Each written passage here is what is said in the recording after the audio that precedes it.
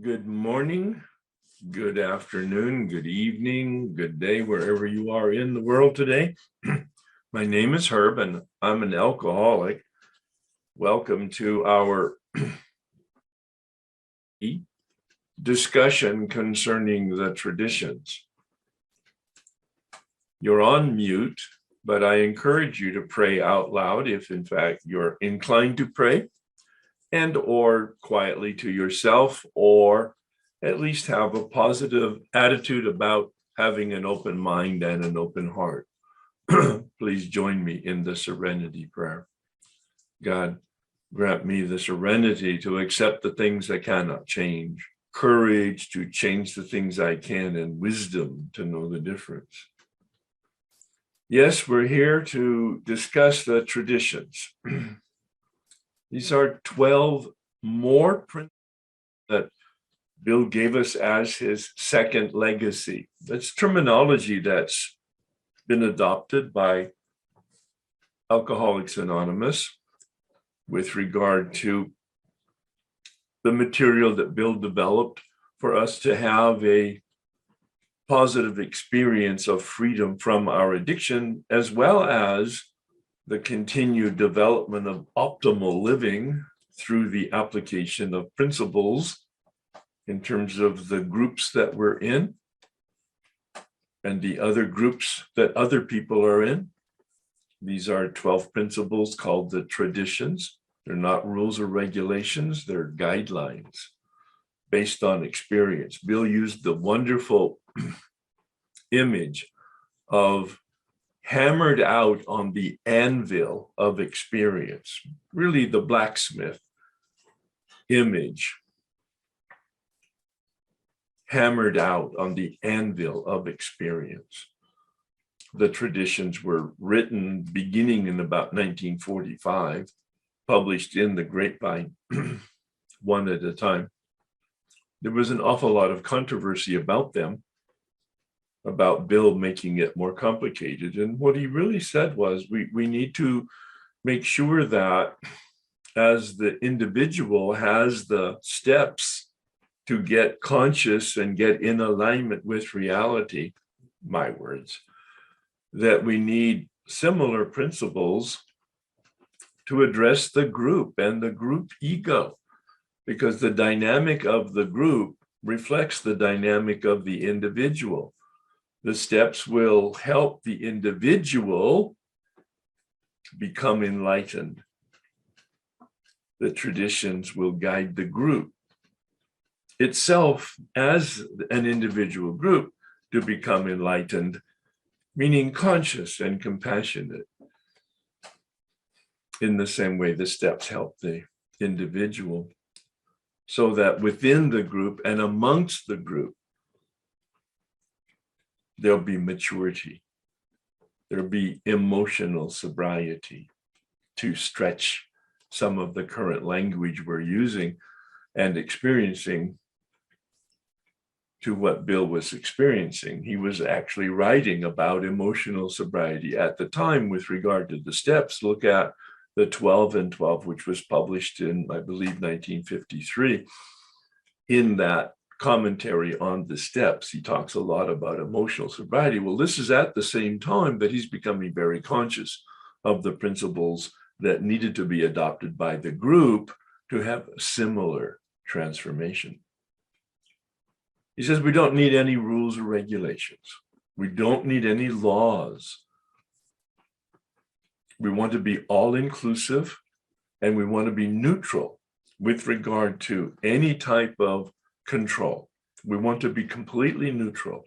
He said there's only 2 disciplines in Alcoholics Anonymous. You could spread that out to your other fellowships. Some of you are not in AA. Some of you are in other 12-step programs that have adopted the steps and the traditions, maybe adapted them even to your own fellowship. He says there's only 2 disciplines in Alcoholics Anonymous. One is God and one is alcohol. Keeps it really simple. Keeps it really black and white.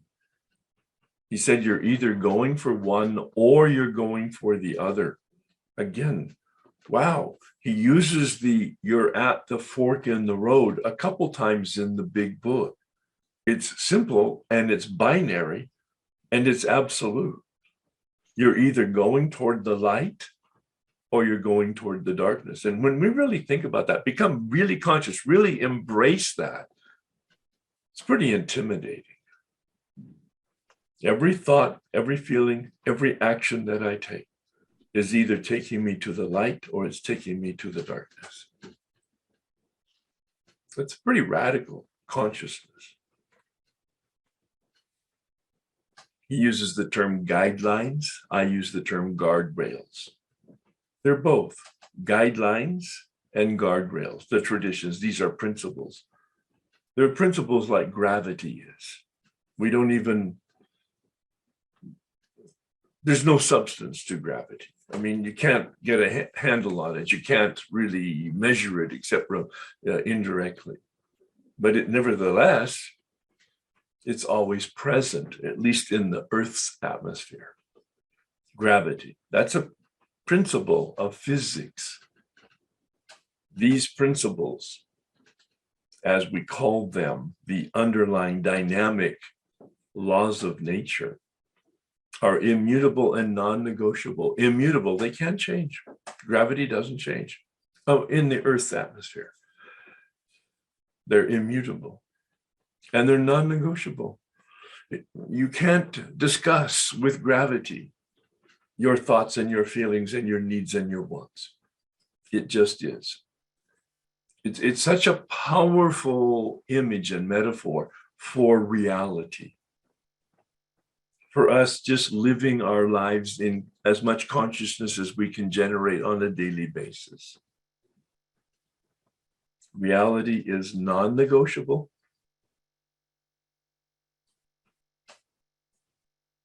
And immutable.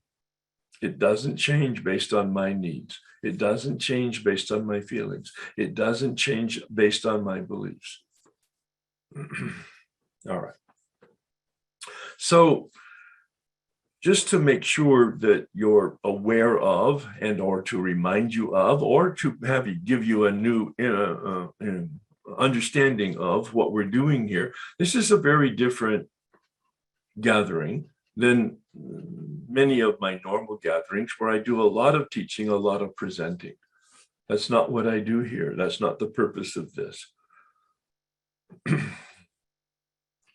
purpose of this gathering once a month for the first 6 months of the year on the traditions, once a month for the second 6 months of the year on the concepts, and we'll do 3 at a time in the same traditions, is to set up a study group. It's really what we're doing. And we give you assignments. We list the assignments, at least that I've gone through in terms of the reading and the preparation and the reflections and the questions so that you can do some work. We set it up with the resources so that you can do the work. And then on a monthly basis, we gather to ask questions about what we read or share our thoughts about what we read or share our experiences about what we reflected on and wrote about. That's the whole purpose of it, is a gathering to share questions, comments, experiences, resistances, challenges. It's all good. Now, there's a lot of material. When I was doing the original study of the traditions, I had a traditions guide, just like I had a step guide.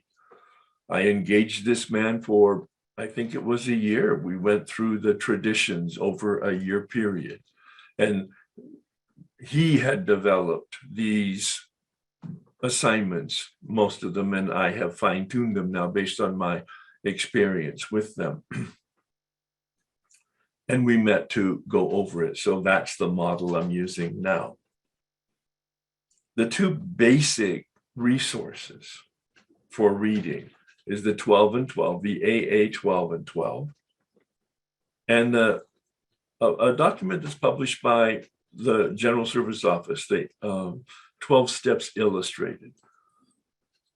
It looks hokey in the beginning because it's a cartoon, set up to express and explain each of the traditions, but quite frankly, they nailed it.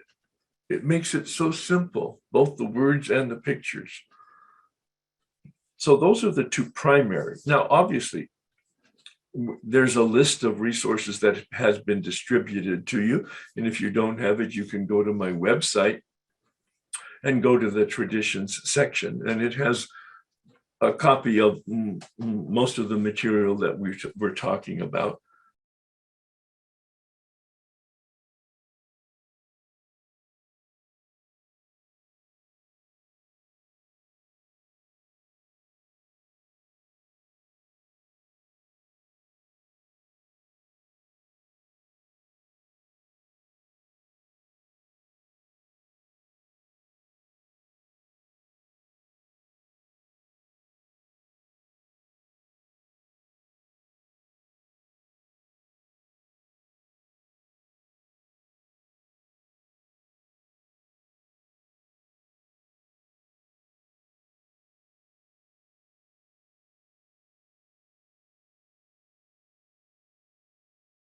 The other primary resource is a traditions workshop that I did, where I did a lot of presentation and explanation of each of the traditions over about a 14-week period. So there is a beginning and orientation and a conclusion on both ends of the workshop, and then 12 workshops, one for each of the traditions with my presentation, all recorded and posted on YouTube. So you can go to that. I really recommend it if you want a deeper, broader experience with at least my awareness of and experience with each of the traditions. GSO has put out a checklist of questions, and recently I created a meditation on each of the traditions, which was, I believe, distributed and may now be in the chat and certainly is on my website.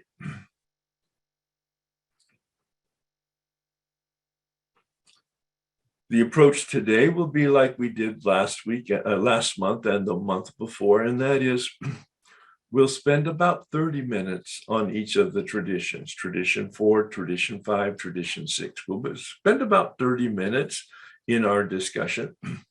And then about 30 minutes at the end to have any more discussion about your thoughts and or your questions or your experiences with the traditions. And we'll end somewhere between noon Los Angeles time and 12:30. We probably won't end earlier because you're normally very engaged with this process.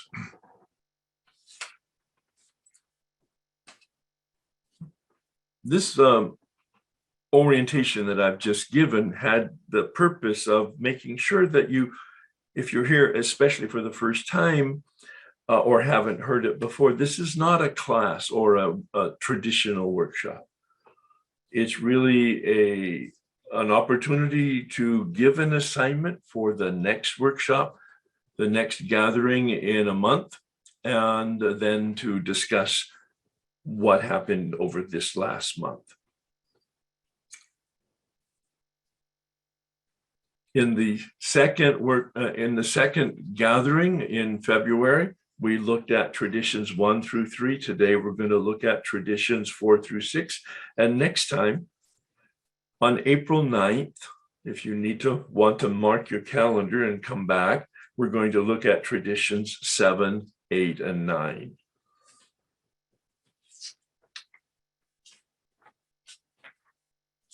Please join me in prayer for an open mind and an open heart. God, please set aside everything that I think I know about myself, my principles, the 12 traditions, and you, for an open mind and a new experience with myself, my principles, the 12 traditions, and especially you.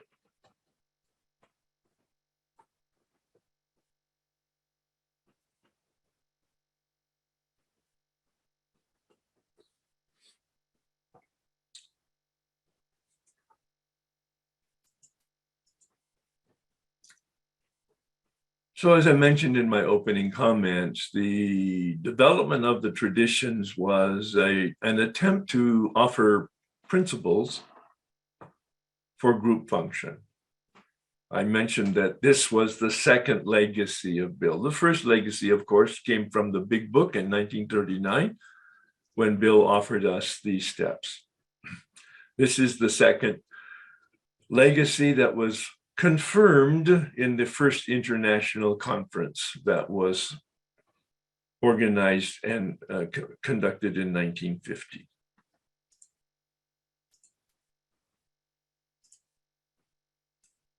In that conference, they approved the traditions because they wanted to ensure the unity, knowing that Bob had already died, and of course, Bill, being mortal, would at some point leave the scene. They needed something to then guide the future of Alcoholics Anonymous, and that was the whole point. 5 years later, Bill developed the 12 concepts and had them ratified in the International Conference in 1955. Those concepts of service, which we'll address in the second half of this year. They call that the third legacy. The step 12, as you know, says glibly, and probably most of us unconsciously mouth the words, practice these principles. Really? Is that what we do? I'm just challenging you to think about things that we don't give a lot of thought to sometimes. The whole point of the 12-step legacy is to identify principles, identify where we're transgressing principles, identify how to be in alignment with principles, and then practice alignment. My word, alignment, as you know, if you've been around me in the step work, I introduced that word in step 3, alignment. Well, it's the same with the traditions. These are applying the principles to our personal lives, the principles of the traditions to our personal lives. That's what I'm inviting you to consider, not just the group functionality, but to our personal lives. How do the traditions as principles for the group and for the groups, it's for the individual group itself, and then for the multitude of groups in the system, now an international fellowship, of course, to apply these principles to our personal lives. This workshop, this gathering, this program for the year is to get some assignments and ask ourselves, what did I read or hear? What does it mean? How does it apply to me? What is my experience? And primarily, please, when you're looking at each of the traditions, ask yourself, what's the underlying principle for the tradition? We've done the same work with regard to the steps to identify the principle in each of the steps. Bill very clearly on page 60 in the Big Book says, we practice these principles in all our affairs. That's where he articulates the 12th step. He uses principle as a synonym for steps. He doesn't like to use the same word in consecutive sentences. So in the context of the Big Book on page 60 and step 12, he's using the word principle as a synonym, meaning the same word as the step, but he never gives us a list of principles. He never identifies the, quote, principles, close quote, for each of the steps. Many people have made lists. I've taken their lists and I've reviewed them and created my own list standing on their shoulders from my own knowledge and my own experience. And you can see that in my Way of Life document. In step 12, the Way of Life document on my website. I give a list of the principles for each of the steps, an explanation of the principle, and my interpretation of the action that is suggested by that. We do the same thing with the traditions. What's the principle in the tradition? What's the action that is suggested? How does it apply to my personal life? I mean, that's a step beyond the original intention, of course, of the traditions, but it's just a wonderful adaptation. Excuse me. That comes later. All right. So this, what I plan on doing is reading the short form of the tradition, and then taking a look at the meditation, which raises some questions about it. They're short, and then opening it up to any conversation that you might want to have on tradition 4, for instance. That's where we'll start. And so if you already know that you have questions or comments or experiences that you want to share, it would be in your interest to use the icon at the bottom in the reaction icon to raise your hand, and I will call on you in the order of your hands raised once I'm through with my comments, and I will try to make them short. So the short form of the tradition, I'm looking now at the worksheet that you all have, or at least I'm intending for you to have. There are 12 worksheets, one for each tradition. Each worksheet has the short form and the long form on it. I'm not going to read the long form. It would use our time, I think, inappropriately. You can read the long form, but I will read the short form just so that we have a context and a springboard for our discussion. Tradition 4, short form. Each group should be autonomous, except in matters affecting other groups or AA as a whole. My meditation. More reflection questions. Tradition 4 is about freedom, group autonomy. We are all children of a loving God and free to do God's will or not. However, no group is an island. Do I support group actions that build bridges among the other groups? Am I insensitive to the impact of my group's actions on other neighboring groups? Obviously, I've kept the reflections in the context of the traditions, not necessarily applying them to our personal lives. The 12 and 12 is a wonderful commentary. In fact, I love the term that he has there. We are children of chaos. It doesn't matter what 12-step fellowship we're in. We are children of chaos. The world, at least, the family at most, our community that we've chosen to engage in at best.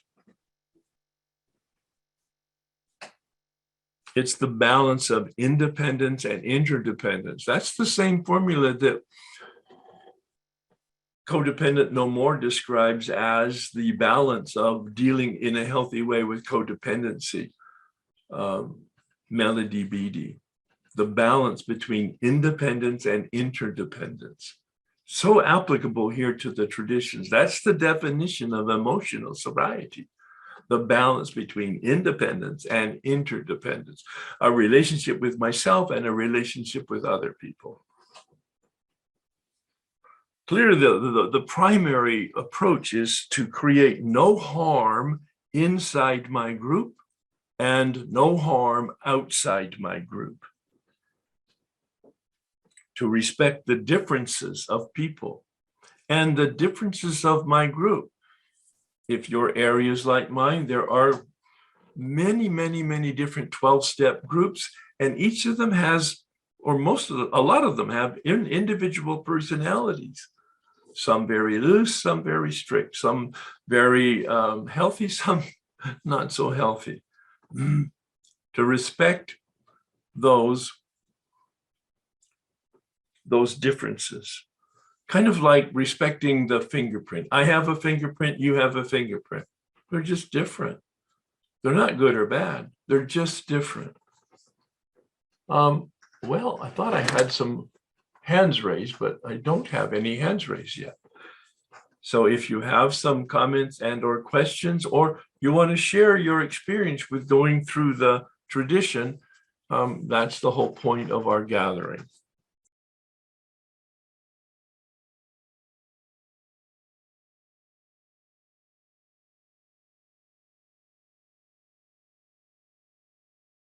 I'm getting so much out of this. When I read the tradition, I have always thought group. Yes. And I like this tradition because this tradition is the one that makes it possible for me to accept the group conscience. The fact that I personally have autonomy, but yet I also live harmoniously within the group. I thought that question was especially revealing. I can be myself. I don't give up my autonomy, my independence, if I say, okay, that's the group conscience, I don't agree with it, but that's okay, I can live harmoniously in this group.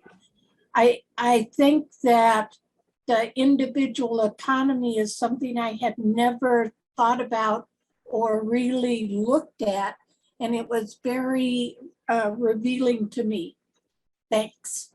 Yeah, you're prompting me to bring up an image that really helped me understand the traditions. When Bill talks about unity, the total point of it is unity within the group, but unity amongst the groups. So I have a home group, Wednesday night, men's stag. Unity within that group, the traditions guide us as to those principles of group conscience. That's right. And it's not a vote.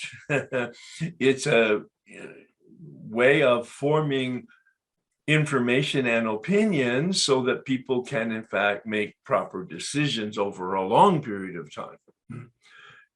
But also so that that group isn't negatively impacting other groups in the area by whatever it is they're doing.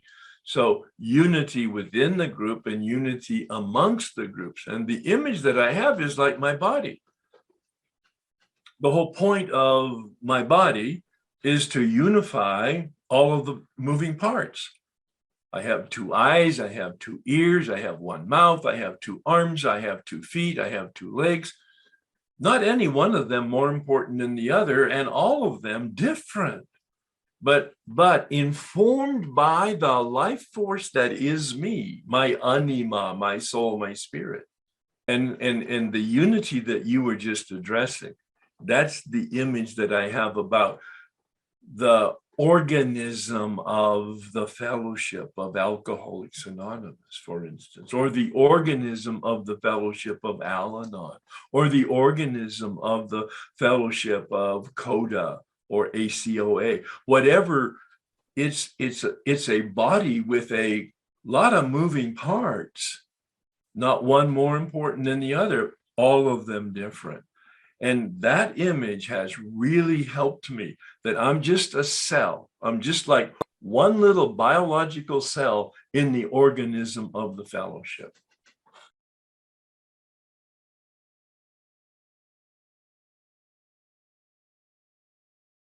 Well, and the fact that I don't lose anything by becoming part of the whole. Well, in fact, you will lose your life if you're not an effective part of the whole. Yes, that's the whole point of taking cancer out. When it's an inappropriate or unhealthy cell, we need to make the body organism healthy by removing the unhealthy. Yeah. Hi, Herb. Hi. Hey, everyone.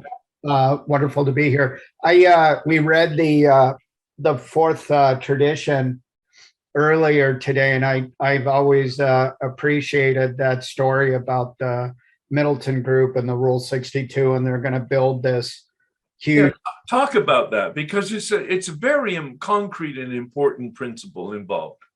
They so it was some city in the United States, and the AA community decided to build this marvelous infrastructure, and they were going to have a detox on one floor, a school on another floor, a social club on the third floor, and there was a promoter an AA promoter, imagine that, who he became self-appointed president of all three corporations and sort of drove this thing. And, of course, the whole thing blew up, of course, right? But they had 61 corporate rules. And so people wanted to go to school but not get sober, maybe hang out at the social club and fall in love, but not quite be an alcoholic. And so it just kind of devolved into chaos. And it was interesting how Bill described this promoter. So these 61 corporate rules collapsed under their own weight. And he sent a note to the central office, basically. And, rule 62 was don't take yourself so damn seriously. Right. Well, see, that's capturing the humility that is and humility just means perspective. So yes, go ahead, Paul. Thank you. Yeah, and you mentioned, Bill sort of edified this person for that whole thing having blown apart, still being able to laugh at himself, which is so important. Right. And, it reminded me of a story. There was an old timer named Harvey Angers who he probably got sober in the 50s. Wonderful guy, just a really colorful personality. He was like a World War II vet, and he shaved off his mustache and mailed it to Clancy, and just really interesting guy. And but he actually got sober in the 50s, and he knew Bill Wilson, and he talked about how in the 50s there was like a penny saver magazine, like the local ads and stuff. And somewhere in the Midwest, the AA club needed a refrigerator for their club. And somebody put in the ad, AA needs refrigerators, right? And of course, the whole AA community was like, oh my God, this is the worst thing ever. What do we do? What do we do? And people came running up to Bill. And I love how Harvey described Bill, because he knew him personally, right? Even though he was a new guy. And Bill, I guess, was this tall, kind of rangy guy. And he kind of leaned back in his chair, and he put his hands behind his head, and he put his feet up on the desk. And he said, if it's meant to be, it's going to be. And I love that so much, And of course, Bill maybe might have felt differently in 1939, like, oh my God, this is going to fly apart. This is the worst thing. But he had watched this for decades, and he developed sort of an equanimity, and like, it's going to be okay. If it follows the principles, we're going to be fine. And I love that. And just another quick comment on the internalization of this, the principles. Autonomy has become very important to me. I was part of a very high control group that sort of dictated a lot of my activities. And today, I love what you mentioned, Herb, that I forget who it is, but above the door in his office said, no one's coming. Nobody's coming. There's no cosmic Santa Claus coming to rescue me. I've got to do the work. Yeah. I'm the one I'm waiting for. And that to me is an intrinsic part of this autonomy. If I'm having feelings, if I'm having emotions, the responsibility is up to me. I'm part of the greater whole. I've got a spiritual community that I can check in with, but I got to do the heavy lifting. Nobody else is going to do it. And I can't make it anyone else's fault. As soon as I do that, I'm in an unhealthy way putting myself off the hook. Okay, I'm done trying. It's all your fault. So I got to keep looking at that. And to me, that's such an important part of this tradition in terms of myself and my my program community. And somebody did a group conscience a bit ago to make one of my meetings full-time Zoom. I'm more of a fan of in person, but it's like, okay, if that's what people want to do, and I'm okay with it. Although it's not my natural inclination, I'm fine with that if that's what the group wants to do. So anyway, thanks guys. Great to see you. Well, and I didn't intend when I was preparing for our time together today to use the term emotional sobriety. And I found myself using it a lot as I introduced my spontaneous comments. And what you're just talking about is indeed emotional sobriety. That is, I am responsible, but I'm not alone. Right. Yes. I have a community that I can rely on and ask for help. I have a God of my not understanding that I can rely on and ask for help. And yet, if I want breakfast, I better have the food in the house to make it. Yeah. I love it. Thank you. Thanks very much, Paul. And one of the concepts that came out excuse me, as I was thinking about this is what I've heard in meetings. We always stand for, we never stand against.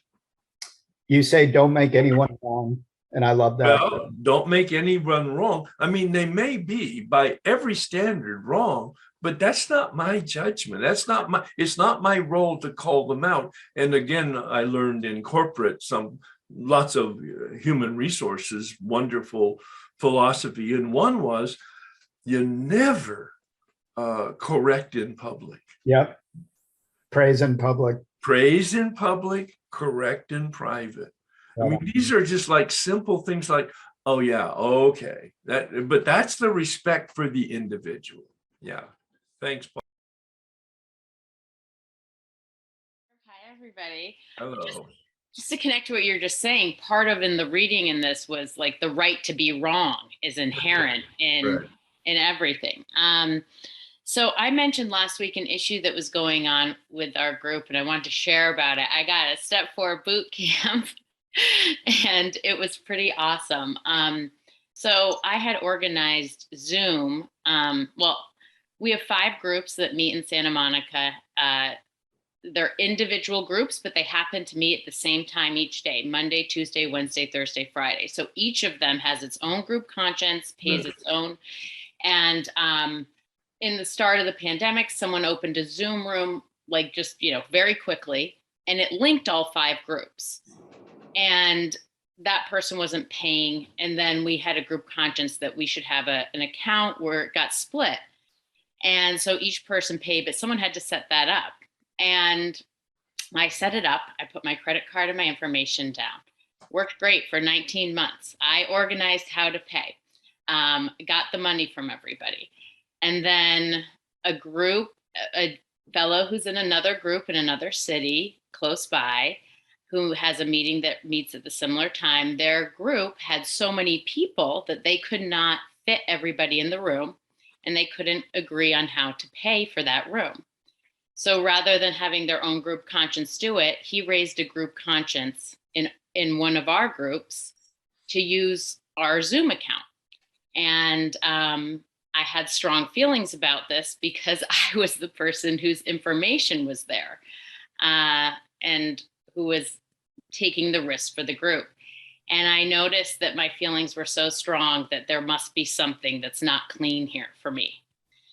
And so I looked at it and I was like, yeah, I did notice when I set it up that perhaps each group should have its own Zoom and ID, but it was in the pandemic and I was working on not being rigidly vigilant. And I was like, let's just get this done. It'll be over soon, And so I spoke to my sponsor and she's like, sounds like a great opportunity to work the traditions. And I was like, no, I don't want to be the person to bring up that we're already breaking, because his logic was like, well, you were already breaking the tradition. So what's if we break them a little more? And I was like, yeah, you robbed a small bank. Now you can rob a big bank. Yeah. And then I started getting the humility. I was like, oh yeah. I'm like, okay, I'll co-sign 5 leases at once, but don't you know that that's my limit? I stop at 5 leases. How dare you ask me to co-sign a 6th lease? Like, I saw the ridiculousness and that I wasn't being honest with myself. I had felt uncomfortable about handing out a password to like I had done these things just to make it easy for everyone. And this is what happened. And then I read the contract. I reread the contract for Zoom to see. What I did is I took his argument and I said, okay, let's see if I can use the traditions to go all in for his argument. Like whatever his is, let's see if I can find some sort of support here. And I reached out to older fellows and I said, or experienced fellows, and I said, have you ever heard of a group conscience bringing a group conscience to another group conscience? And no one had ever seen it. And instead of being like, this is wrong, you can't do this, I was like, ooh, I've talked to people with hundreds of years of experience. I'm getting to see something really special here because none of them have seen this.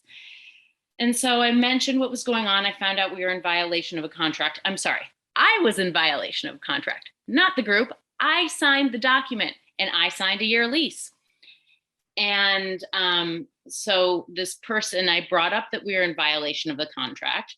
And what happened is in the group conscience, we had every person spoke up in support of the traditions and in support of my view that this Saturday group is a totally different group and should handle their own stuff.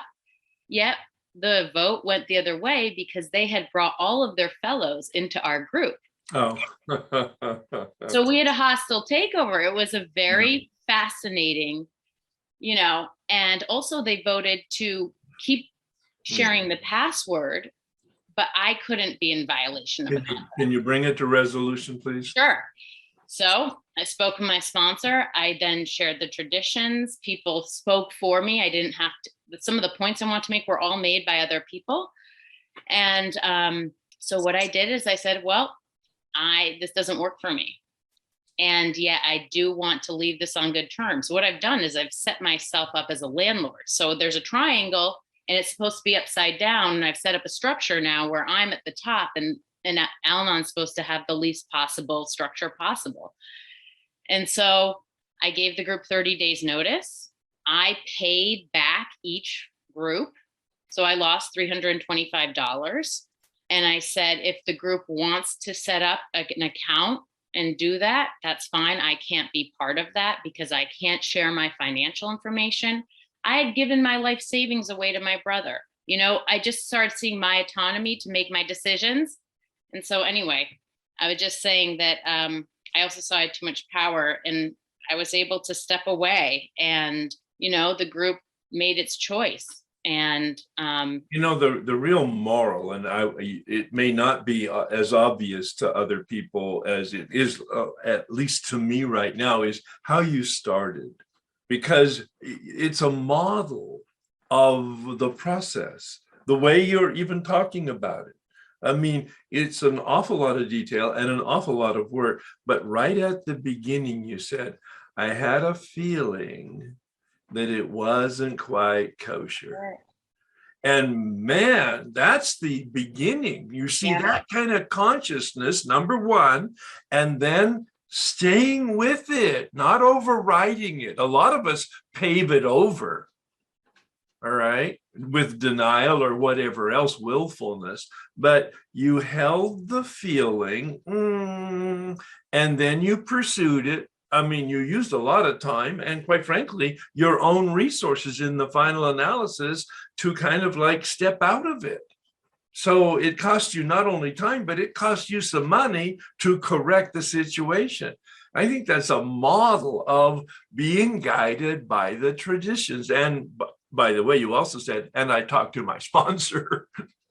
Yeah, and I had to open, when I found out that I was violating the contract, I then was the person who had to open meetings for 30 days in a row. Mm-hmm. And it was hard. I didn't like anything I was doing, but I felt so clean. Yeah. I felt I was right in line with morals. Yep. I didn't make this person wrong in front of everybody. I also, Herb, when I had to let go and show, I showed up really poorly some days. Some days I showed up how I'd like to.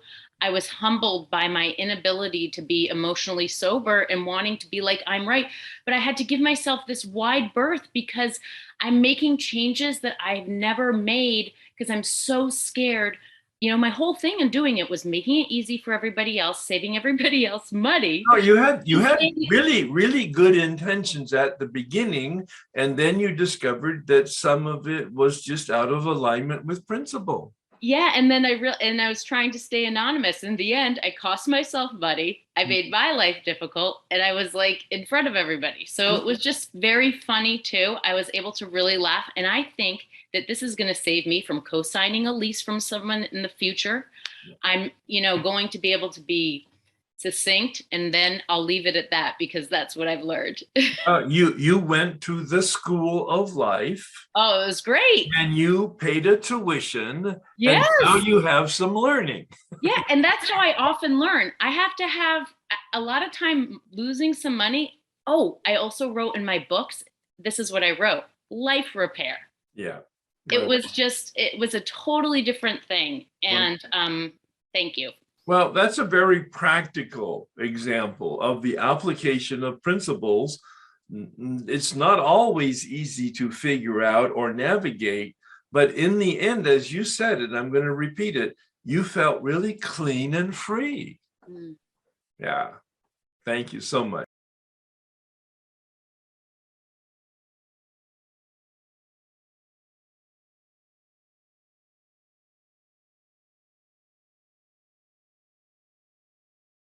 So, I've had, as a member of Al-Anon, I've had a lot of opportunity to witness, in business meetings in particular, the decision-making process as a group. And I've seen, kind of the magic of it when everybody participates and there's, it's enveloped by grace for some reason. And we go around the group and we share perspectives about a certain idea. And there's dialogue and questions, and it's dynamic process. I've seen that. I've also seen where it's, there's a heavy hand or a level of dominance there by oftentimes, usually, one person that has a very strong opinion about the situation, and maybe even a louder voice, literally. Oh, yeah. Right. We've all experienced that. And that's a real, I know what that feels like in my belly to experience that. But my question is around, since we're talking about that each group should be autonomous, except when it affects another group or our programs as a whole, my paraphrase, obviously. Yeah. But my question is really around what happens when only two gather? So when two gather, in my experience, it's not necessarily so dynamic. It's much more clear that there's this perspective and that perspective. Sure. And I really could use, I feel like such a beginner here when it comes to two people. How do we, using what you said earlier, what's the process of leaning or moving towards bridge building? My nature as an Al-Anon always leans for this Al-Anon towards autonomy, make my own decisions. I have no problem I have less problems practicing the principles in my own affairs. No.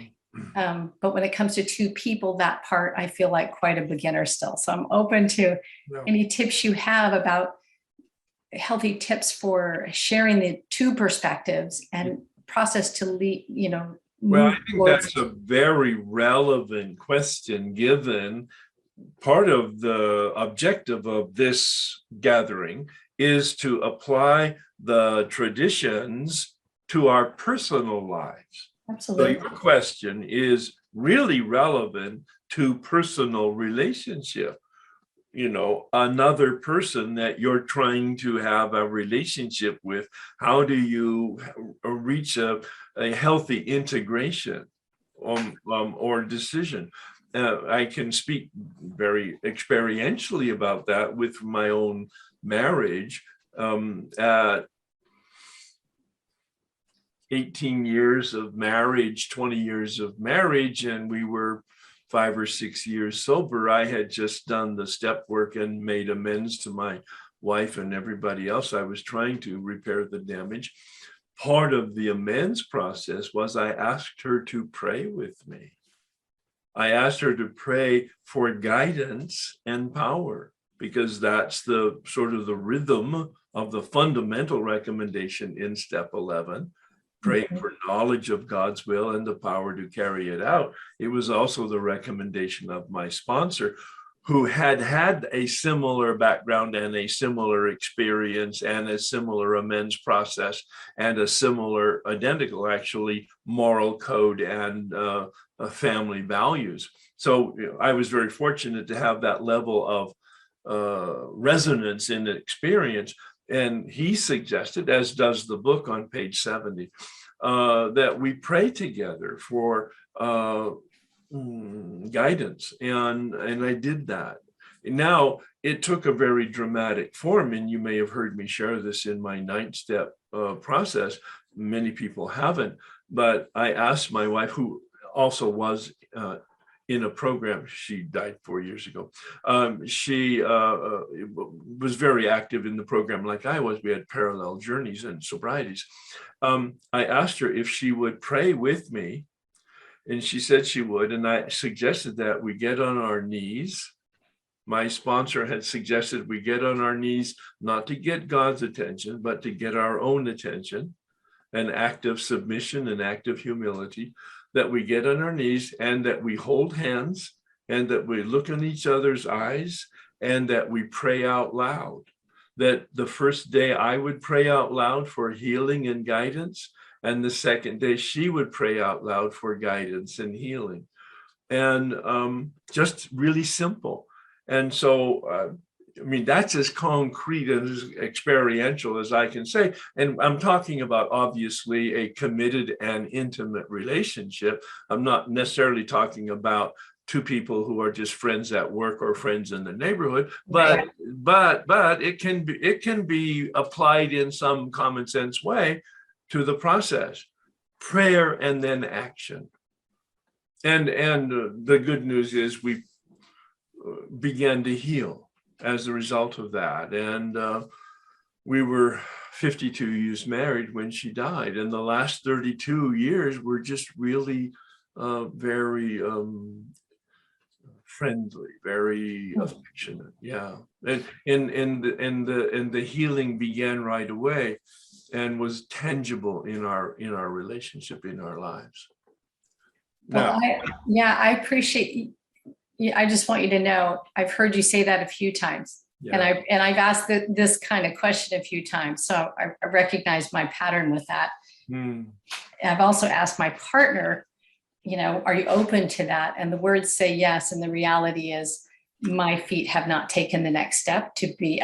Apparently, if this really matters to me, then perhaps my feet and knees will align with this. It's soon. challenging. It's the first 2 or 3 times. It's scary, yeah. It was very scary. We were 20 years married and 7 years sober, and it was the most frightening thing I ever did in an intimate way. Yeah, exactly. But if I want something new, I might try something new. Just saying. Just saying. Just saying it to myself. No, that's exactly right. And pray for the courage. Yeah. Pray for the willingness and maybe if it's too much, the getting on the knees part, maybe standing in front of each other, holding hands, looking in each other's eyes would be quite a great beginning. And it certainly would be less intimidating to the male partner. Okay. I think women are much more spiritual than men are by nature. And they're inclined to ritual and gesture much more than men are. So it might be you approach it with approximation as to what are they willing to do.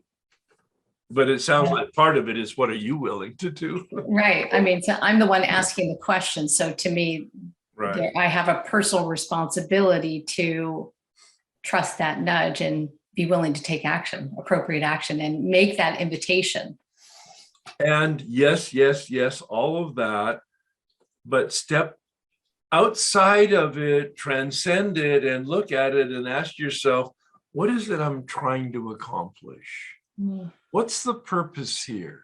What's the mission here? What's the outcome I'm looking for? Mm-hmm. Because we need that positive carrot motivation. Yeah. Yeah, the shoulds and the ought tos are the stick. Yeah. Whereas the vision and purpose is the carrot. That's helpful. Yeah. It's common sense that there are times that in situations we need a stick. But more often than not, I find the carrot much more productive. Well, I hope to be able to report at some point that I generated the courage to Yeah. go harvest some carrots. Well, I think bringing it here and talking about it is a really One sign step closer. of approximate. You know, you're moving toward it. Yeah. Yeah. Baby steps, apparently. Well, as I say, and you've heard me say it, gently lean into it. Mm, No violence here. right. Yeah.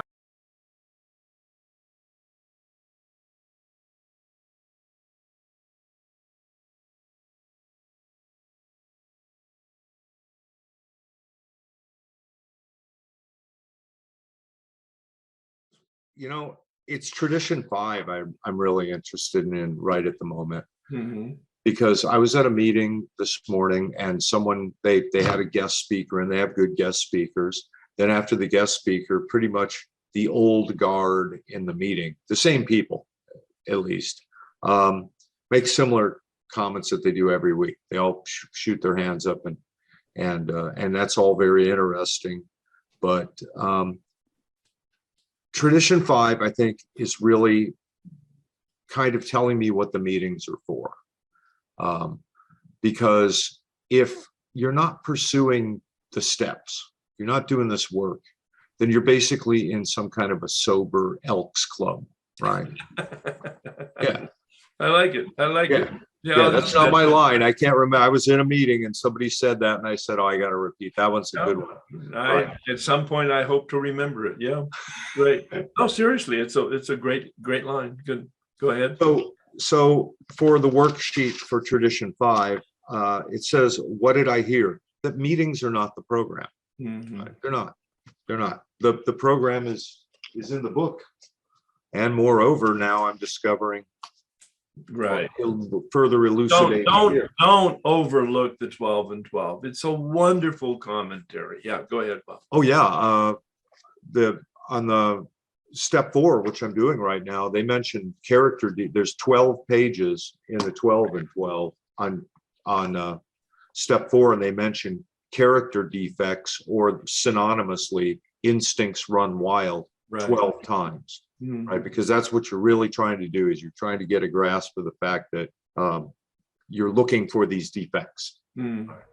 But when it comes to the meetings, I wrote down, for what does it mean? I wrote down, the purpose of meetings are to be doorways of admission into the program, right? They are the entry points and preparation areas for beginning the journey of the 12 steps, which Yeah. I take to be a purification process or program. Yeah. No, it's wonderful. A doorway. I just love the image. A meeting is a doorway. Yeah, you get the people, you muster them up in there, and you get them ready to go on the path, right? Yeah.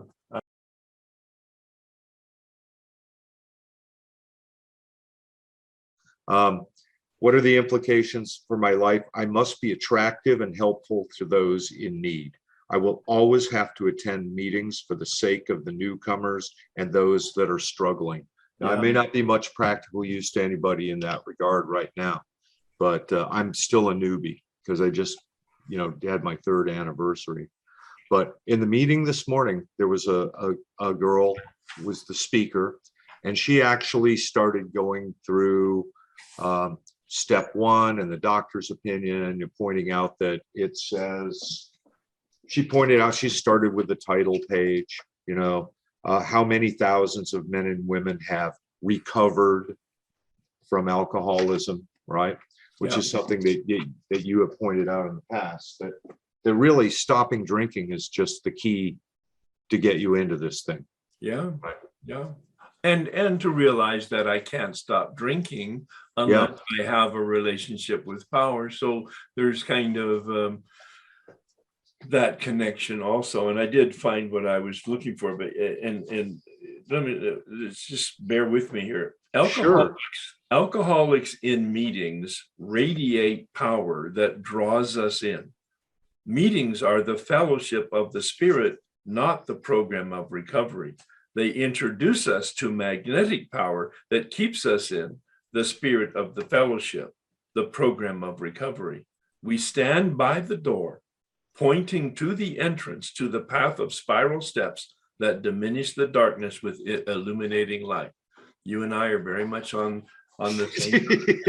Yeah, that was a lot better than what I wrote her. I've been working on it for 3 months, so. Well, anyway, thank you for letting me, so the girls got her tabs and annotations, and I noticed some of the people in the meeting that are there religiously every single meeting, I noticed their little blocks disappear on the Zoom. And I've heard people remark, I hate it when people get up to share and they got a big book with tabs and they'll stop and they'll read something out of the big book. And I'm like, I don't understand that. Yeah. I just don't get Well, it. it's just, once again, each cell is different. And It is. we don't have to agree with the difference, or like it, but we have to admit that it is just different. That's all, not good or bad. No, not good or bad. That's one thing I've learned. I'm of the opinion that if anything good happens to anybody in a meeting as a regard of anything that I've said, it's not because of me. Right. It is not because of me. It is not because of me. It's not because of me. Yeah. I can't change anybody's mind. All I can do is just be stupid and have them realize it. Well, I would lose that word, and all I can do is make an effort and share my experience at my effort and my awkwardness. Yeah, no, what I mean is because we have a real problem with honesty when we come in the room, right? You do. You do, lest you judge others. Yeah. I have a real problem with being honest with myself, which you don't realize when you first come in here. That is correct. Typically. Yeah. And thank you, Herb, and thank you, Karen, for bringing up this very, very intimidating idea. Whoa. I had a physical, emotional, fearful, the whole gamut of emotions response when you proposed getting on my knees with my husband of 50 years, just celebrated last Saturday. Wonderful. And praying together. Whoa. Exactly. God, I have been the one, and I'm applying Bob's thing of how? Honesty? Do I want to be that intimate with my husband? Whoa. Jesus. I mean, really, it's shook me. I'm still shook. Do I want to be open to the possibility of a deeper relationship or perhaps rejection in some level? Oh, wow. Mm-hmm. And am I willing to risk it? Take the action and risk it? Am I going to be seen? It's all this ego, and am I going to be seen as a fool? Am I going to be seen as just everything? I'm telling you, my armpits are sweating. I've had a hot flash. It was like, I don't know that I want to go there, but I think. But you don't have to. I know, but in order to make it possible, I have to take the risk. So I will report on this as we go along, or maybe I won't. From my standpoint, the gathering is worthwhile with just the sharing that's already taken place, because people are paying attention and they're having an experience. And isn't that the point? Well, it's definitely, if that's the point, I'm in. I paid for my what is it? The cost of the price was the cost of admission was worth it, whatever you want to say. Right, exactly. The other thing that I just want to shout out is to, as we do these meetings, as we practice these principles in all our affairs, I would really encourage us to be patient. Oh boy. Kind, tolerant, loving, and speak nicely to any criticism that someone might justifiably have. Yes. For technological ignorance. That's right. Something happened this week and I made a mistake and I published something that I shouldn't have, even though I didn't know that I shouldn't have done it. And I just feel, I feel a lot of embarrassment and I'm really tremendously sorry if I offended this person. I really am. I am from the bottom of my heart. Sure. But the reaction to me did not really truly fit the picadillo, the mistake. Yeah. And I just, it's really important because a lot of us people, whether we're young or old, if we're not used to all the apps and all the Zooms and all the other stuff, it is a minefield for me. It's very challenging. Yeah. And I just hope that we can show love and tolerance and say what we mean, but not say it mean, and not overreact to ignorant. I don't want to use ignorance. Ignorance, which means is I just didn't know. It's not a negative word. Right. In the context of its meaning, ignorance meaning I didn't know. I didn't know. I did not know. So, and I'll simplify because you gave 5 or 6 words there. Just there's only 2 words that are necessary. Be patient. That's for me. Be kind. That's for you. Yeah. All right. Wonderful. Again, I've been using the term recently robust because it seems like the poppies are flowering. It's wonderful. I mean, not just here, but in the workshops that I'm exposed to over the last several weeks. Tradition 5, short form. Each group has but one primary purpose: to carry its message to the alcoholic that still suffers. I am going to just touch on the long form. It says each group ought to be a spiritual entity. That's really impressive. Each group is a spiritual entity that has one primary purpose: to carry its message to the alcoholic that still suffers. So we need to really challenge, well, at least I did. What's the message?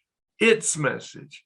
That means each group has a unique message even, perhaps. What's the general message? What's the specific and culture-driven or unique individual group message that has maybe a little charism to it? That's a fancy word, meaning the specific competency of that group. The meditation, trying a new format here. Tradition 5 is about love as manifested in service. The message is there is a way out. God, love, service. Those are all synonyms for action. Do I serve those about me with compassion? Do I generously give understanding and encouragement? Do I look judgmentally at those around me, or do I look through the eyes of God? Figuratively speaking. Do I listen critically to those around me, or with the ears of God? So the questions that I'd love you to comment on or respond to, certainly, what is the message? How do we share it effectively? Here's a wonderful question. Do I have a spirit of welcome, and does my group have the spirit of welcome? Boy, that could probably be in a total hour's discussion. The spirit of welcome. Singleness of purpose. I've got lots of notes, but I'm not going to go through them. Okay, so you can raise your of welcome. Singleness of purpose. I've got lots of notes, but I'm not going to go through them. Okay, so you can raise your hands and talk about your response to what did you hear? What does it mean? What are the implications for my life? Those are the questions on the worksheet that you've been given. I hope hopefully you're using them to guide you to your reading, through your reading and your understanding and your response, and perhaps some of you the motivation to experiment with different actions.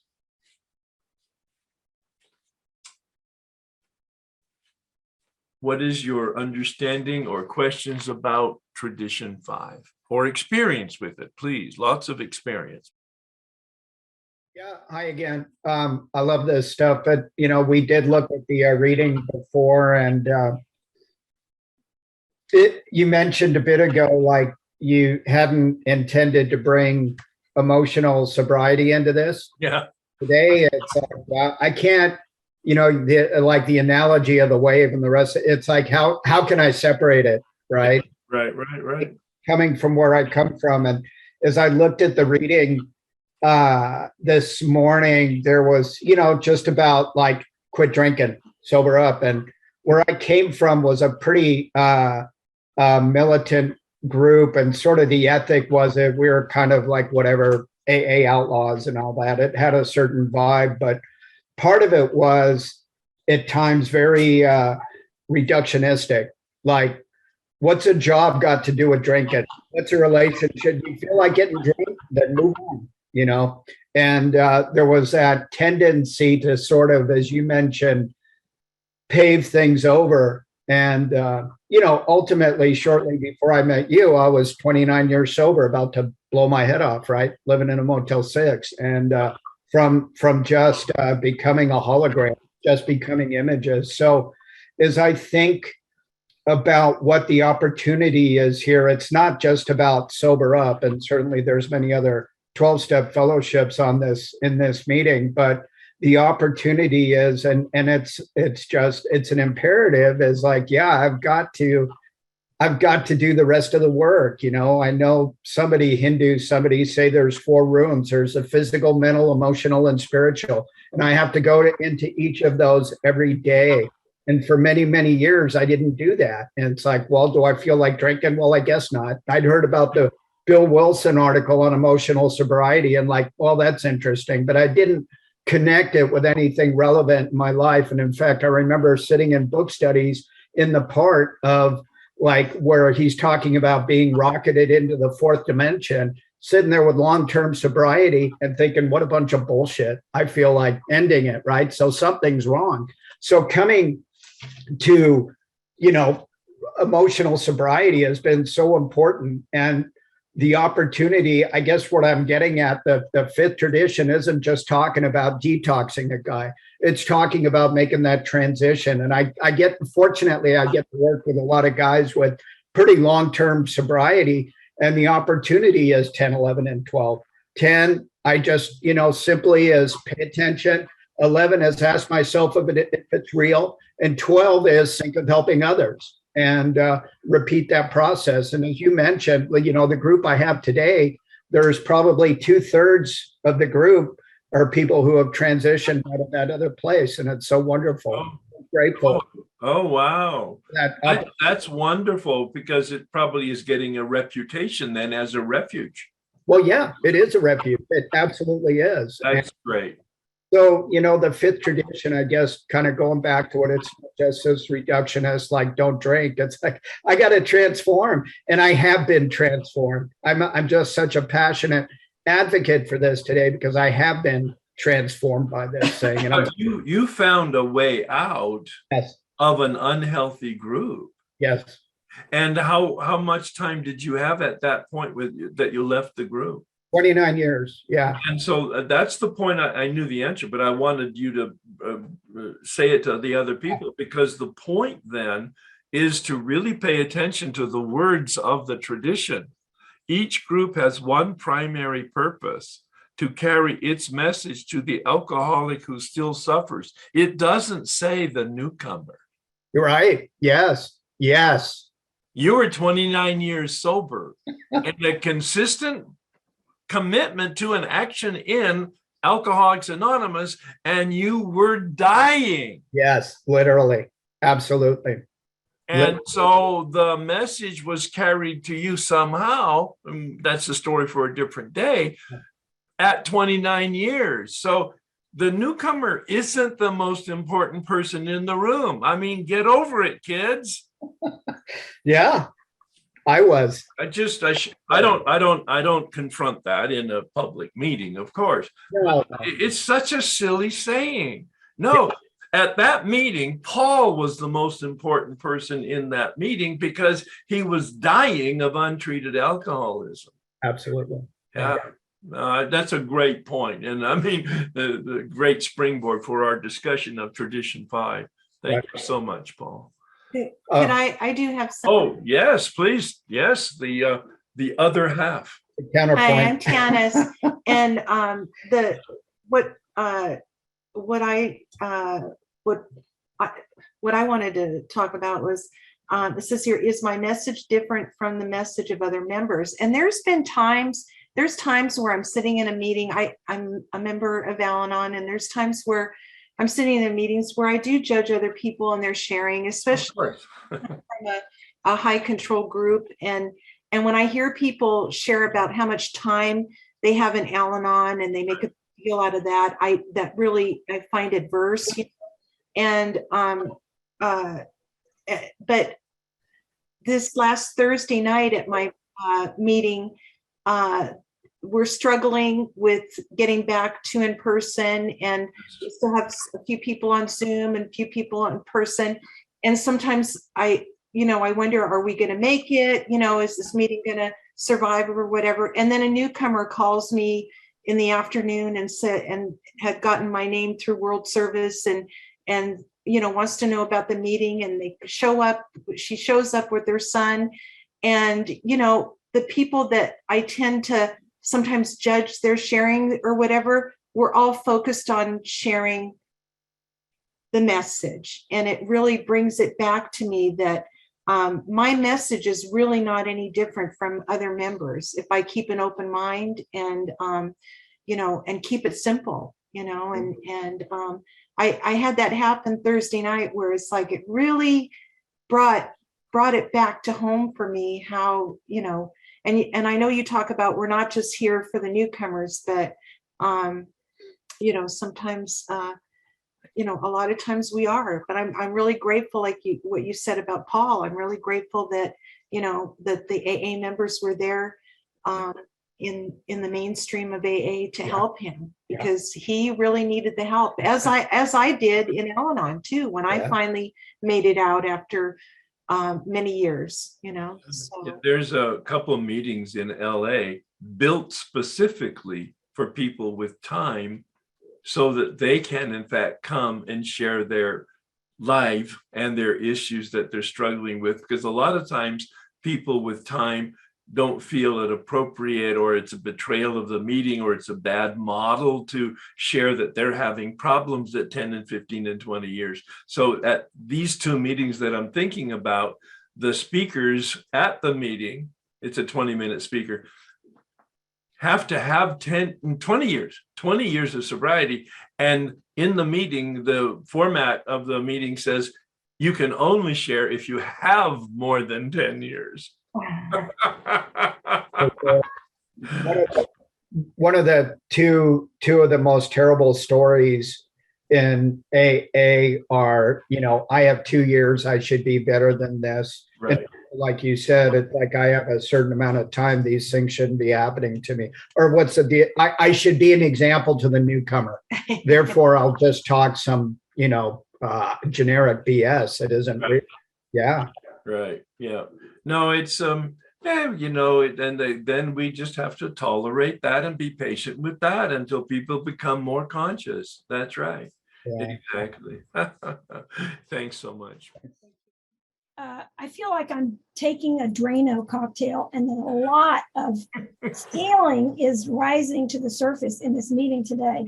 The scaliness of my soul, but currently in my humanness, I view the world through my broken eyes. Mm-hmm. And my reason for doing all of this work on myself right now, despite its painfulness, despite its shining a light on certain things that I find unmanageable and intolerable in myself, I do want to stop judging the world through my broken eyes. And when you said, do I in the group have the spirit of welcoming?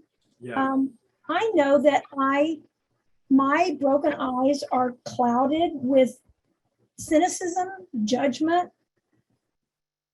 qualification of love. You know, if you do a certain thing, I will love you. But if you don't do that, it's going to be hard for me. Yeah. Conditional. Conditional love, fear, intimidation, my big ego, my level of anger, self-righteous indignation, reacting to angry people with anger as part of my adult child of a somewhat dysfunctional family. Yeah. So I just realized right now how important it is for me to apply the set-aside prayer to every single emotion that I have inside of me, because I am broken. And God help me to get new lenses. It's ironic I'm having cataract surgery in May. It'll make quite a difference. Pay attention, because it'll be a great metaphor for you to share from your experience. Absolutely. I also want to comment on what the person just I think Tanis and Paul were talking about, the hair shirt syndrome. No use in my recovery. And for many people who don't know what you're talking about, what's a hair shirt? It's the painful, full of fear lens that many people look. No. What truly is a hair shirt? Oh, it itches. It's miserable. It's uncomfortable. There is nothing comfortable about it. It is distracting. It doesn't serve the purpose. It's just totally disruptive. It's a physical response to literally a shirt that is made out of hair. Well, here's where it comes from. It comes from the monasteries. Right. The monks would put on penitence. Whatever was a really uncomfortable piece of cloth or something, and they would hide it under their robe so that nobody would see how spiritual they are, but it would be their method of creating penance and pain for all of their sins. Self-abuse. And well, it was in fact self-abuse, but it was done for virtuous reasons. And I'm not dismissing it. But the hair shirt was literally a piece of equipment that the monks used to repair for their sins. But go ahead. And I notice in my recovery program, and others too, that the fear of watering down the program and therefore not being tolerant of Zoom meetings or other methods of disseminating the message, to me, and again, everybody has their opinion and they're totally entitled to it, but for me, I would rather err on the side of the glory and the hopefulness of the possibility of sending the message of hope. Yeah. So that's just my comment. Thank you, and I'll shut up. A positive message, but also sharing, if it might sound negative, but sharing at 10 and 15 and 20 years that you're still very human and dealing with human problems. We don't transcend our humanity just because we have some time and are doing some wonderful work. All right. Yeah. So it's like, yeah, set aside prayer. Well, the set-aside prayer was magical. The set-aside attitude from which it comes changes your life. It changes your entire approach to life. So thanks for that reinforcement. Thanks. Herb, thanks. Wow, everyone's shares are just so incredible. Yeah, right, exactly. I just wanted to say how this particular tradition really tends to guide my ego when I'm sharing in a group conscience, because I want to make sure that I'm remembering what my primary purpose is, and that we're all here in Al-Anon to deal with the effects of alcoholism, and a loved one or a friend, and what behaviors do I have that might be deterring from that, Also, I did want to share what you said about the not being just for newcomers. In Al-Anon literature, there's a small paragraph that says, welcoming should not be reserved only for newcomers.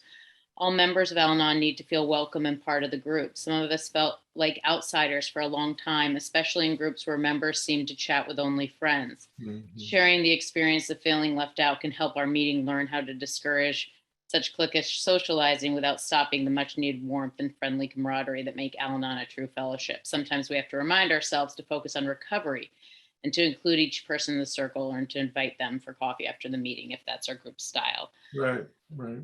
But so in kind of along that line, in the right to be wrong, you know, I have to remember that someone's seeing me, my opinion is wrong a lot of times in a group. Whatever I'm seeing in someone else, someone's going to be seeing that in me. And one of the things in remembering this is the person in that situation I just shared has reached out to me and said, thank you for your service. And I've said the same thing. And he said, peace to you. Like, I actually didn't know he was texting me because I had to set up a boundary with him because of nonstop contact. But he said, I really appreciate your share and a heart. And I said, I don't know who this is. And he said who it was. And I said, oh, immense peace and love to you too. And we had this kind of coming together of work, have totally different opinions on whatever it is. And I don't agree, but I do remember that we're both here for the same reason. And also along those lines that there are choices I'm looking at in the health of the group, and what do I really feel that I am in a group that is following traditions and makes me feel comfortable in a level that I would like to feel comfortable. So it's also given me the permission to explore other things. But I had a question for you, and that is, how do you apply this particular tradition at the family level? Like, each group has but one primary purpose: to carry a message to the alcoholic who still suffers. How would you apply tradition 5 in the real world to a family? Is there a way you would reword that? Well, I don't Like, know. what's the primary purpose of a family group? Yeah, well, I think that would be a conversation for that family. Yeah. And that's just what it had me started thinking about. Yeah. Yeah. I think, but wouldn't that be a wonderful question for a couple to ask at the beginning of their journey is, so what is our purpose? Now, it may involve children or it may not involve children. But again, for each individual family to figure out, so what's their goal for their lives individually and as a couple or as a parent or as a family itself? That would be a wonderful question for each of them to ask. Be very conscious. I certainly didn't do that. My daughter does, actually. She and her husband meet once a year in a 3-day retreat that they isolate themselves from everybody, including their own kids, to determine the strategy and their purpose for the next year. And then they involve, of course, their kids now are teenagers, so they involve their kids in that conversation. It's marvelous to watch. Very conscious approach to living life. They're both in program. Thank you. Yeah, no, thank you. Great question. Just a couple comments. The heart, I believe, of this tradition is about the message. What's the message? Yeah, the message is you can stop drinking or addicting. Yes, the message is there is a way out. Sure, yep. What's the real message? It's the message of step 12. Having had a spiritual awakening. That's the message. We tried to carry this message. The step is very clear if you put it into the context. Having had a spiritual awakening as the result of these steps, we tried to carry this message. The message is that you can have a spiritual awakening. The message is that you can have a relationship with power. The message is that you can live in the world of the spirit. That's the real message. Now, I love what I think it was Gandhi that said, be the change that you want to affect.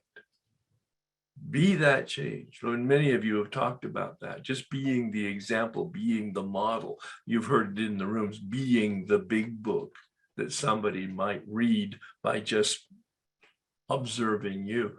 And then what's allegedly said by, I believe it's St. Augustine, wherever you are in the world today, preach the good news.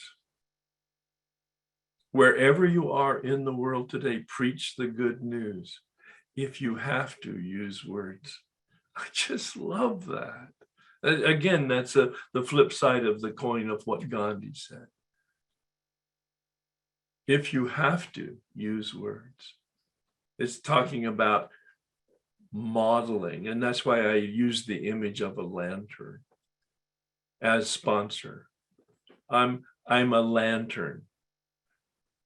To the extent that my lenses are clean, the light will shine through me to the path so that others can walk the path. And that brings up the point of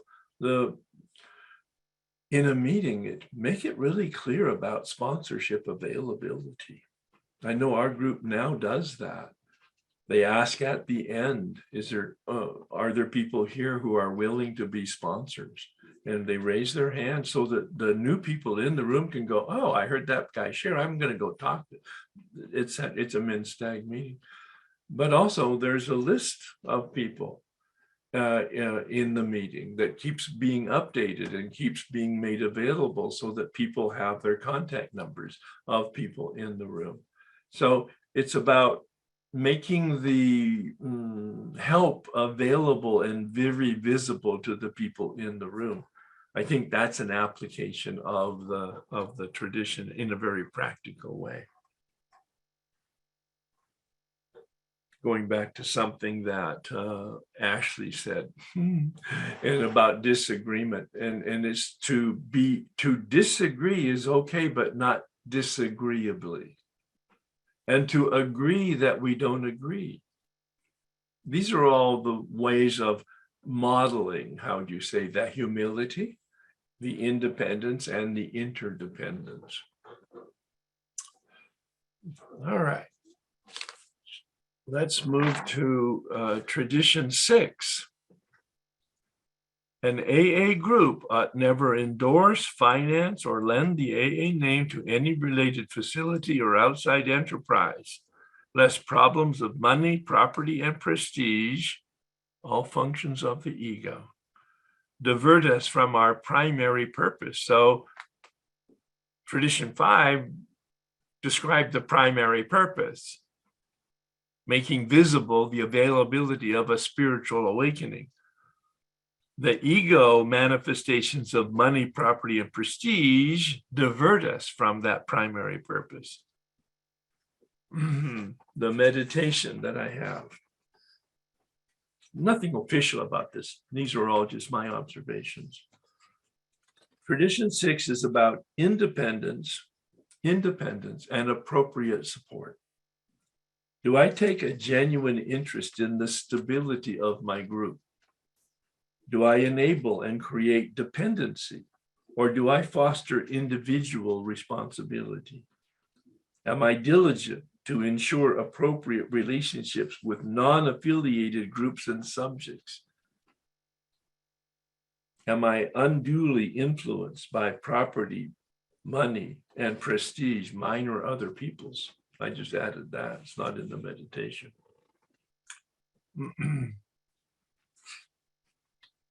So for instance, how do you make announcements?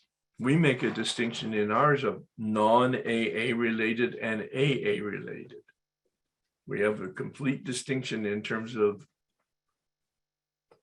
announcements that are made so that there's no potential affiliation to the newcomer that might get a little confused about some forms of announcements that are generally helpful, but not specifically necessary in the 12-step fellowship concept. Certainly detaching from power and property and prestige, those instincts gone awry, as Bill uses in the 12 and 12, those instincts, fight, flight, and freeze, those instincts of the ego, power, property, prestige. And so the point of the principles of the traditions is to deflate the ego of the group. It doesn't happen much anymore, but when I was coming in the groups originally, there was in the AA group some It's a men's stag group. There was some negative comments made about women's groups. There were some negative comments made about Al-Anon. It doesn't happen anymore, so the group has matured. I don't recall it ever being an issue in the group, but as the people in the group matured and the group matured, they stopped making those kinds of negative comments about other groups or other people, because they impede the message. The whole point of that is not about political correctness. It's about the primary purpose. Every once in a while, we have to remind people about wearing pins, connecting to a religion or connecting to a political party or a slogan that represents a particular philosophy. Totally inappropriate to wear t-shirts and or hats and or pins that reflect affiliation. Because the whole point of this is to be inclusive and not to build any blocks or resistance to somebody for asking for help or to come to the meeting itself. Cooperate and use principles. The concept of principles is so instrumental and useful for us. When I work with people and they're trying to resolve issues, I inevitably, in every conversation, ask them to identify what the principle is. What's the operating principle? What's the operating principle? Figure out what the operating principle is and then use it, apply it. And of course, if you've been around me for a while, you know that I add to it. Always take the high road and always be generous. I don't know how I learned that or why I learned that, or it was probably 35 years ago. To be generous with life and always take the high road. It's never failed me. But first, to find the principle. I guess it was 1988, because I was 4 or 5 years sober at the time, and I came to an understanding that there are principles, like I mentioned earlier, of gravity, the principles of fidelity, the principles of simplicity, the principles of rigorous honesty, the principles of sensitivity. There are principles in human relations and in life itself. They're universal. We call them sometimes spiritual. You could call them psychological. You could call them human. But they're definitely universal principles. And they're immutable and they're non-negotiable. And if you go against principles, life will crush you.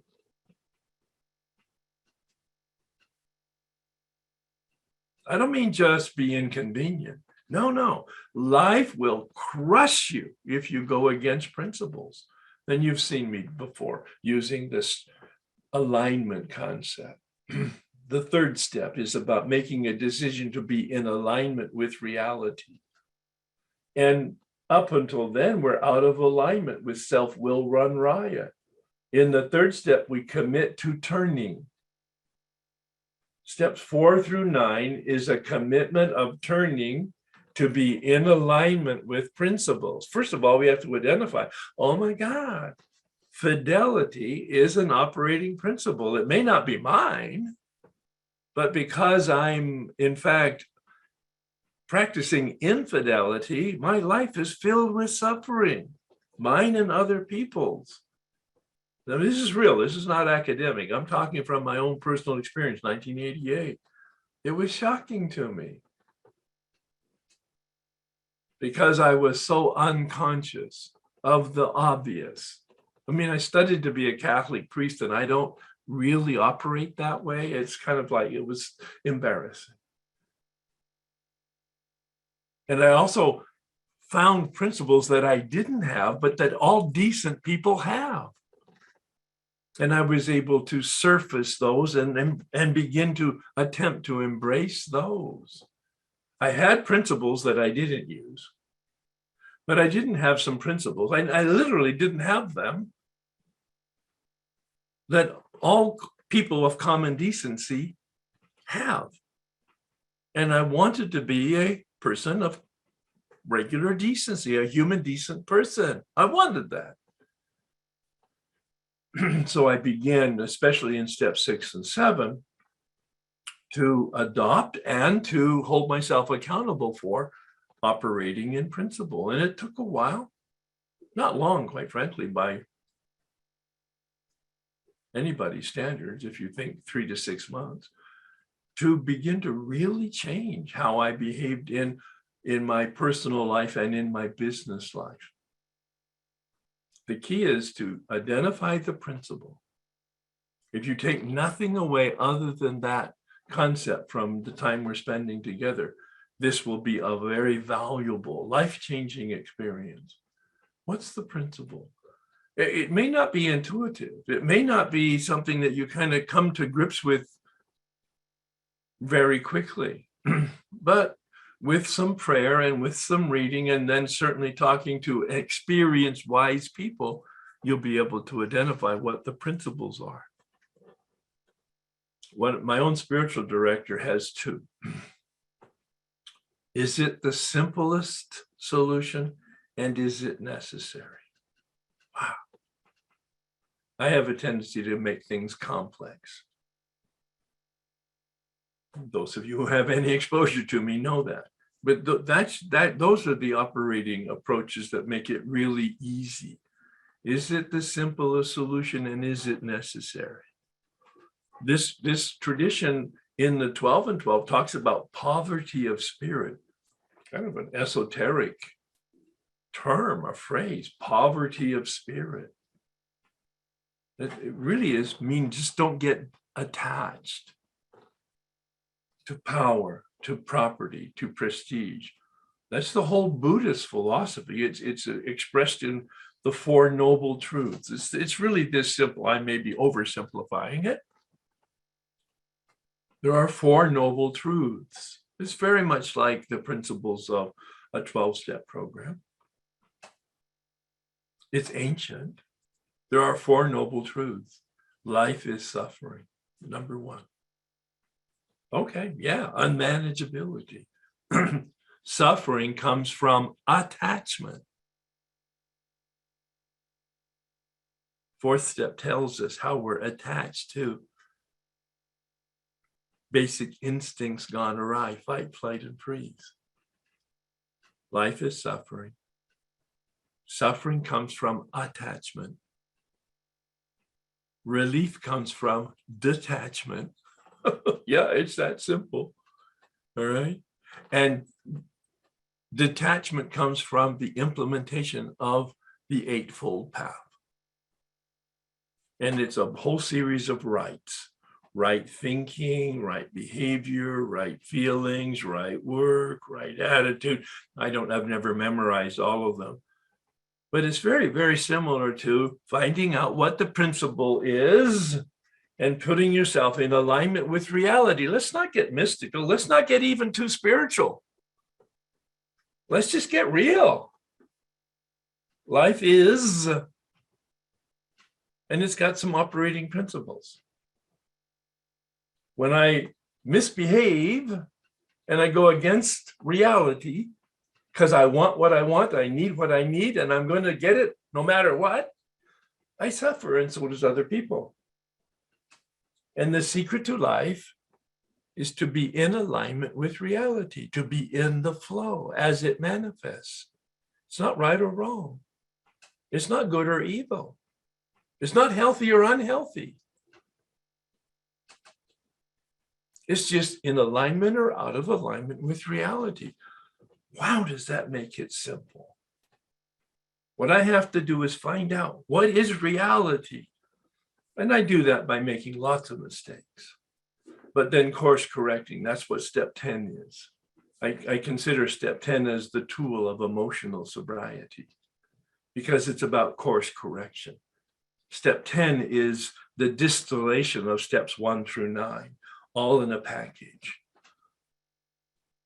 I have the major awakening when I finish step 9, but I continue to be awake because I address when I fall asleep. And Bill says it in step 10, doesn't he? In the 12 and 12.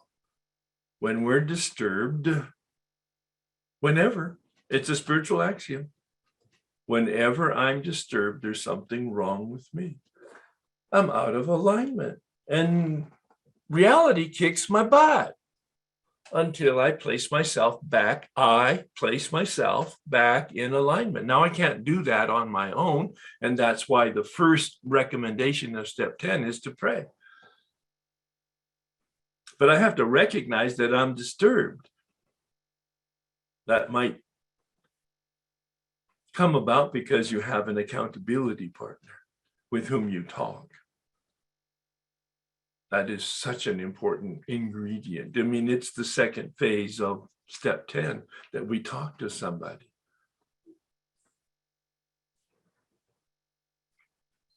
Poverty of spirit fosters humility. That's the whole point of that. Humility is a perspective. That's all it is. It's not humiliation, although many of us get humility from humiliation. That's the benefit of some humiliation. If we approach it with attitude of openness, like we talked about, that spirit of open heart and open mind. Humility comes from the Latin humus, meaning earth or dirt, common as, one of many, not special. Oh, I am the center of my universe. That's true. That's healthy. I am the center and I am responsible, but I'm not the center of the universe. I am the center of my universe. Very different perspective.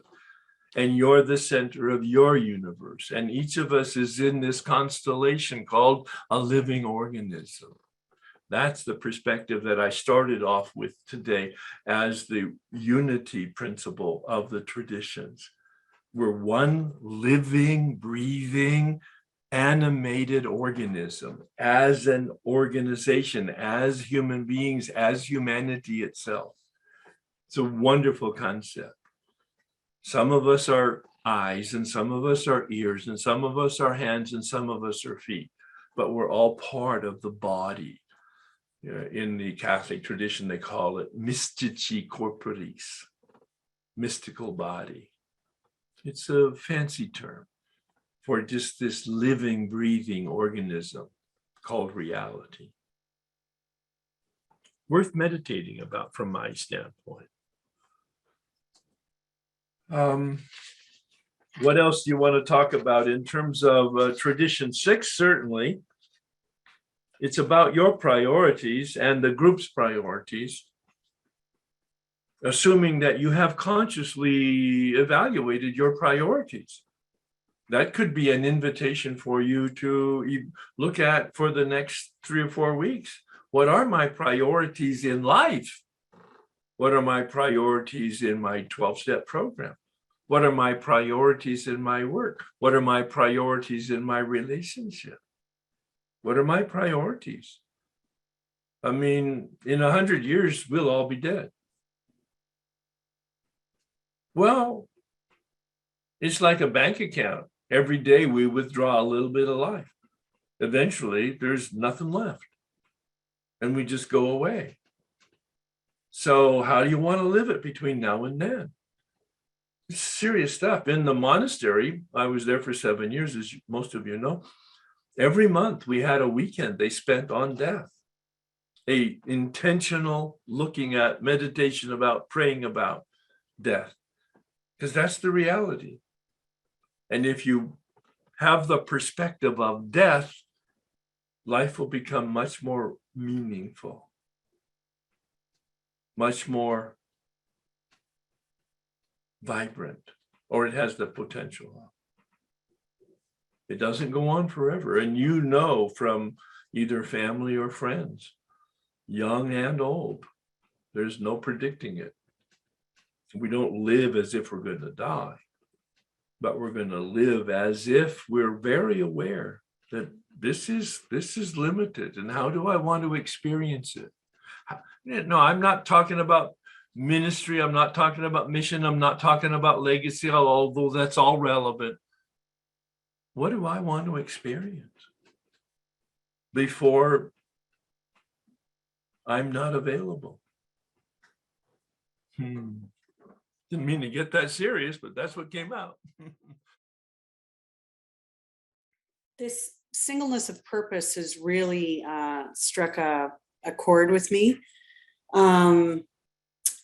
What is my primary purpose There you go. personally? And I know that when I was in my substance, I was always looking over my shoulder, hoping I wasn't going to get caught. Oh yeah. And it wasn't necessarily even to do with my substance, but it was like some of the behaviors that I was living in. It was like, I always lived with this one wish that I'd have the perfect death, that I would have 5 minutes before before the lights went out, that I could say, God, I'm sorry, forgive me, I'm all yours. Yeah. And that's how I lived. And that tension kept me in my substance. Yes. And when I realized that, it was like, oh, okay. Well, now what are my operating principles? What is my mission and value statement, right? And I couldn't figure that out on my own. I was told what they should be. Right. And it turns out that like I'm not that much different than what I was taught either. Like, I mean, like I embrace them and I accept them. But I had to do the work to figure that out. Oh yeah.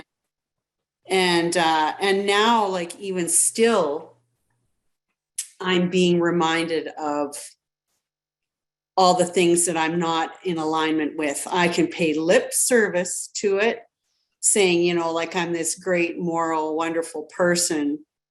But in reality, what am I manipulating in the background? Great question. I hope people are hearing this. Yeah. So yeah, like it really, this is a really powerful thoughts for today. Yeah. Thanks. Because you're representing becoming conscious. And as we become more conscious, as there's more light in the dimmer switch metaphor, as there's more light, we see more. We're able to see more. So it's progressive. It's not like we're all going to, because we want it and think about it and read about it and talk about it, we're going to switch the light on. No, that's not what, you know that. That's not what happens.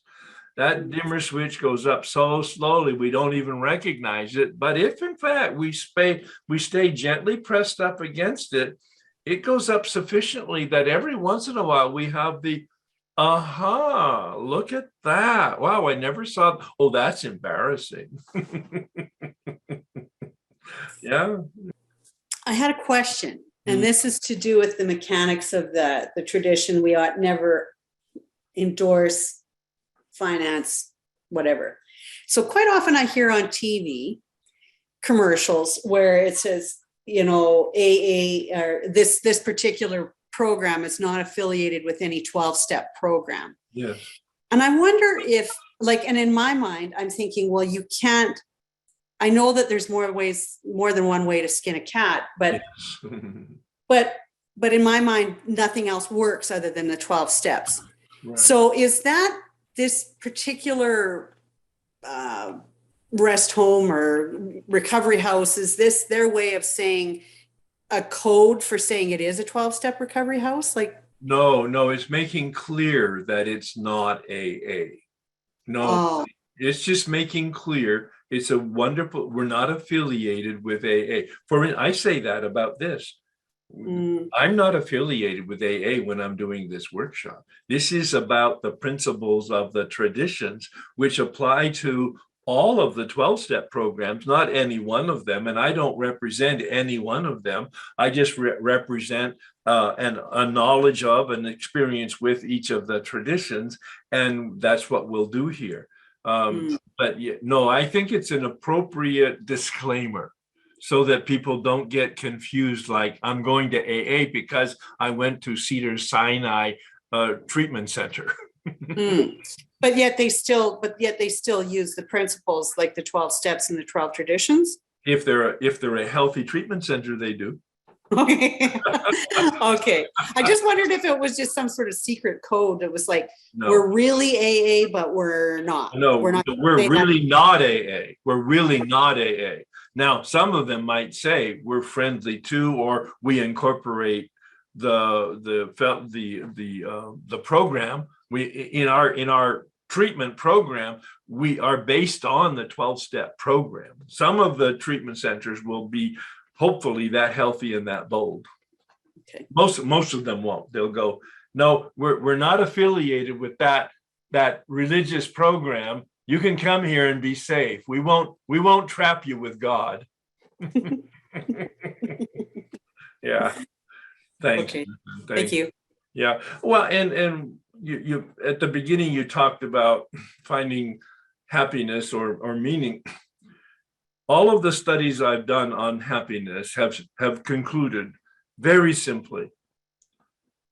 Anybody who wants to be happy will, and that's their primary goal, will never be happy. Because happiness is not a product, it's a byproduct. It's a byproduct of my relationship with life, a meaning broader than myself, number one. And number two, a contribution to humanity around me. Those two things. And these are coming from Buddhists, they're coming from religion, they're coming from psychology, they're coming from science, they're coming from, I read over 10 studies. And the conclusion was all the same, which really lit me up because isn't that steps 11 and 12? A relationship with a meaning bigger than myself, 11, and a contribution to the people around me, step 12. This is a spiritual awakening is a guarantee that we will fit in and flourish as a human being into life. Yeah. Hi again. Hey, I was hoping to check in on something that I read in the chapter, as well as I sent that article on Marty Mann, a female pioneer of AA. And she was the first woman that got long-term sobriety. Right. And, when the chapter Bill talks about this, peer of his who was drafted by the alcohol industry to speak responsibly. Right. And he ended up turning down the job. It's kind of like, are there going to be pro-wet AAs, pro-drying? The story, the takeaway in that chapter is that this person recognized it's like, I can't go out there speaking for AA. And there was also more, or even in having the possibility of an inference. Yes, that was really the subtlety of that. But go ahead, Paul. Well, yeah. So there's that story about Marty Mann, and I conflated. Bill had a problem with Marty Mann too because she got sober. She was on the street. She was working with Dr. Tebow, but she came from a very patrician family. Was a brilliant speaker and a friend of Bill's. And she ended up getting very involved in the national scene. And she was instrumental. I just kind of read it really quick. There was a senator who was apparently sober. And there was a alcoholism bill that was passed in the early 1970s about making it a disease. And she was instrumental on the national, very public scene in getting alcoholism recognized. And people in AA had a problem with that, naturally, right? It's like this person's out here. Well, naturally, they had a problem because they were ignorant, but go ahead. Well, okay, thanks. It's interesting you say that because she founded the National Council on Alcoholism, which is very, very vibrant still today in most of the cities in the United States. Yes. So she was part of that. Certainly many of her peers back then, it's like, this is BS, you're really overstepping your bounds. And so AA today apparently has about 2 million members. There's over 100 12-step groups. And the way that the world regards alcoholism has completely been transformed, right? So anyway, I taken that into me personally, and AA today, periodically I'll hear in meetings, that's not AA, that's therapy, or that's it's probably appropriate. Yeah. okay. So, and here's my question, or my not tension, but like I've attended a number of these that pulls in, that references wisdom teachers from all times, all places. Not appropriate. Okay, how do I discern the difference? It's probably personal, but we don't affiliate with Buddhism. We don't affiliate with Catholicism. We don't affiliate with Christianity. So the mention of Buddha or Moses or Jesus in a meeting is inappropriate. That makes sense. That's clear. Yeah. And I like what you said too about pulling it, like say wearing some political shirt to a meeting, or well, that's very straightforward. or even having shirts that have some sort of phrase that connotes affiliation. Yeah. Build Back Better on a hat or a t-shirt would just not be appropriate. It's fine. You can be politically connected or religiously connected outside of the rooms, but you don't bring it in the rooms. Yeah. That's good. And I like, what you said about referencing certain, wisdom teachers. That's helpful. Even to quote Richard Rohr or Rilke or Rumi, it's not appropriate. These are outside authors and traditions. That's very good. Yeah. Good. Very helpful. Thank you. Well, this is now my interpretation of it. I'm a pretty strict fundamentalist when it comes to staying kind of clean and connected to Alcoholics Anonymous as Alcoholics Anonymous. And so I pretty much stay with the fundamental principle of GSO published literature in the meeting. Now, of course, my workshops. I mean, right. I'm totally all inclusive of everybody. Yeah. Because I can be. I'm not affiliated with AA or a 12-step fellowship. It's you all come. And that definitely resonates with me. I'm just naturally very eclectic, and so. Well, but that's where that term singleness of purpose comes in very handy. Singleness of purpose in an AA meeting or an NA meeting or an Al-Anon meeting. I don't know whether they are. I think they are as committed to orthodoxy in an Al-Anon meeting, because I hear them talking about conference-approved literature all the time. Yeah. Excluding even the big book, right? Well, I think that's a story for another day. I think that's a misrepresentation and a misinterpretation, and that's a conversation for another day. Yeah. Okay. I had something I wanted to bring up. It says in this pamphlet here. Basically, there's two major danger areas, but our course has been charted and the hazards clearly marked. If we steer clear of them, we should have smooth sailing. And one was affiliation of AA groups with anything outside AA, and then any activity that would harm AA as a whole. And I think about Al-Anon too, because, something that happened in the last year and a half with me is I noticed on the website for the Orange County meetings that there was a very critical comment made about our office worker online. And it also brought up things about her program and different people in that. And that I brought that up to the intergroup, and nothing was ever done about it. I mean, they kind of said that, oh, we can't do anything about it because that's that entity in the computer system or whatever, we're not able to do it, and it's still there, and I'm not sure what the issue is here. Are you saying the official Al-Anon structure has a website that is talking about an individual? yeah, yes. Well, then it sounds inappropriate, and it sounds like if in fact you're aware of it and you want to do something about it, you need to. Okay, well, I've tried to, but You need to go to the boss, wherever the boss is, general service office at the top.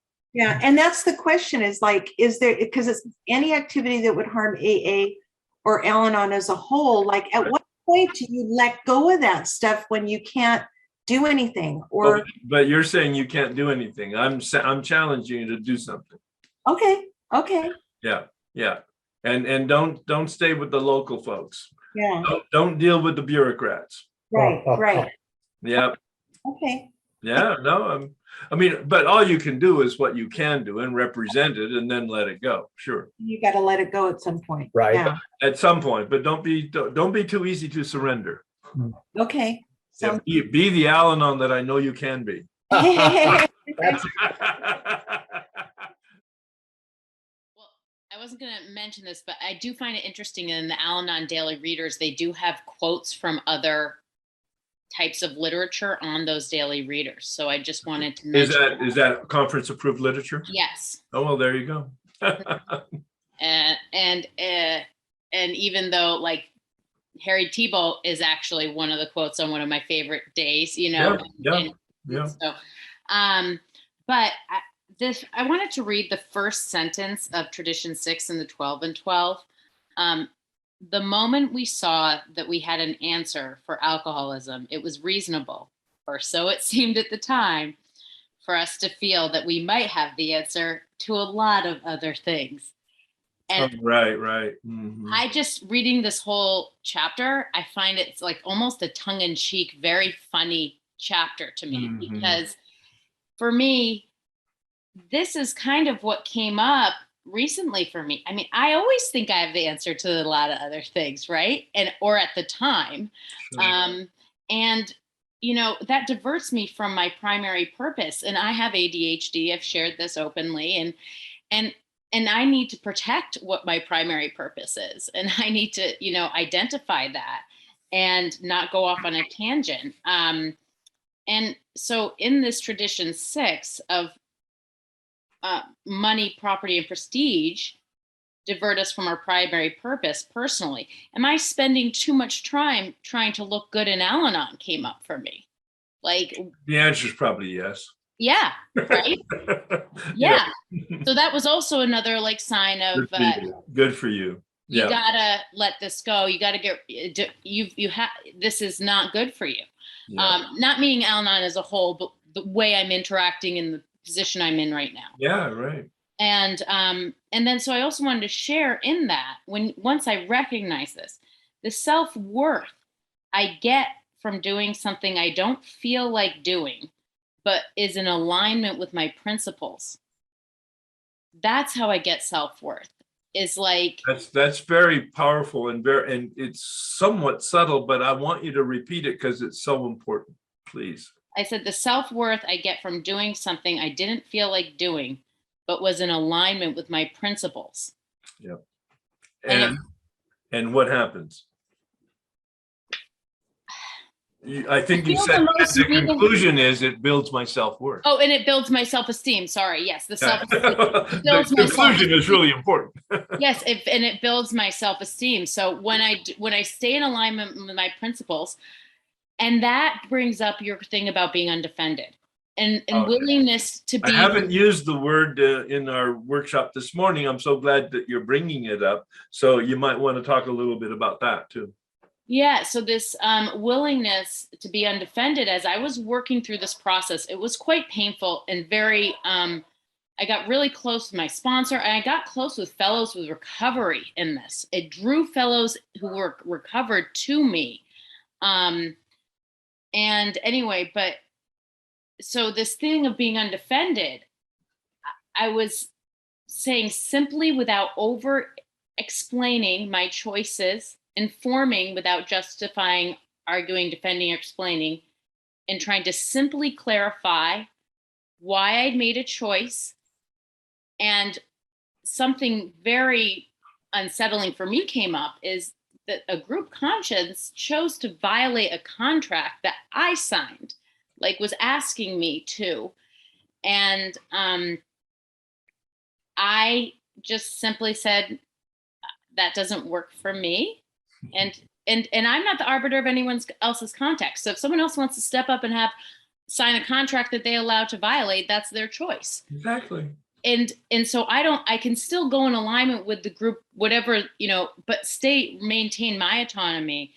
And so as far as like coming back to my primary princess, it's to get purpose, primary princess, primary queen. Oops. Is to be in alignment with my principles. That's my primary purpose. That's the balance between independence and interdependence, what you're just describing there. And this fear, it cured me of this fear of getting in trouble, because there are hundreds and hundreds of people on these meetings. Sure. It's like all these people are going to be mad. I'm not going to be able to explain or defend. I was like, actually, it's essential that I don't. It's essential. And it's essential that my Al-Anonism of making it easy, because, I had a plan to how this could go and make everyone else. It is essential that I share none of that plan. It is essential that I don't make it easy, that I step away and everyone can think whatever they need to think. I really love the group and I love myself. And I know that in my daily life, my ADHD is clobbing onto this as if this is my entire life. And it's distracting me from the things of living. And that comes back to my set aside prayer. And also the importance of communication throughout this, because my set aside prayer is now, please set aside everything I think I know for an open mind and a new experience of reality. Walk with me on this broad highway so I can be taken to a place of graceful, honest communication, community, love, acceptance, and belonging, a place I have never been, a place I do not yet know exists, where I delight in the invitation of living. And just the whole, I got to laugh with that graceful, honest communication. Do you know what lack of grace I had throughout this? It was awful. And I was like, but I'm trying to get there. And I want to live my life. I want to have fun. You say in finding a sponsor, is that person having fun? Are they living their life?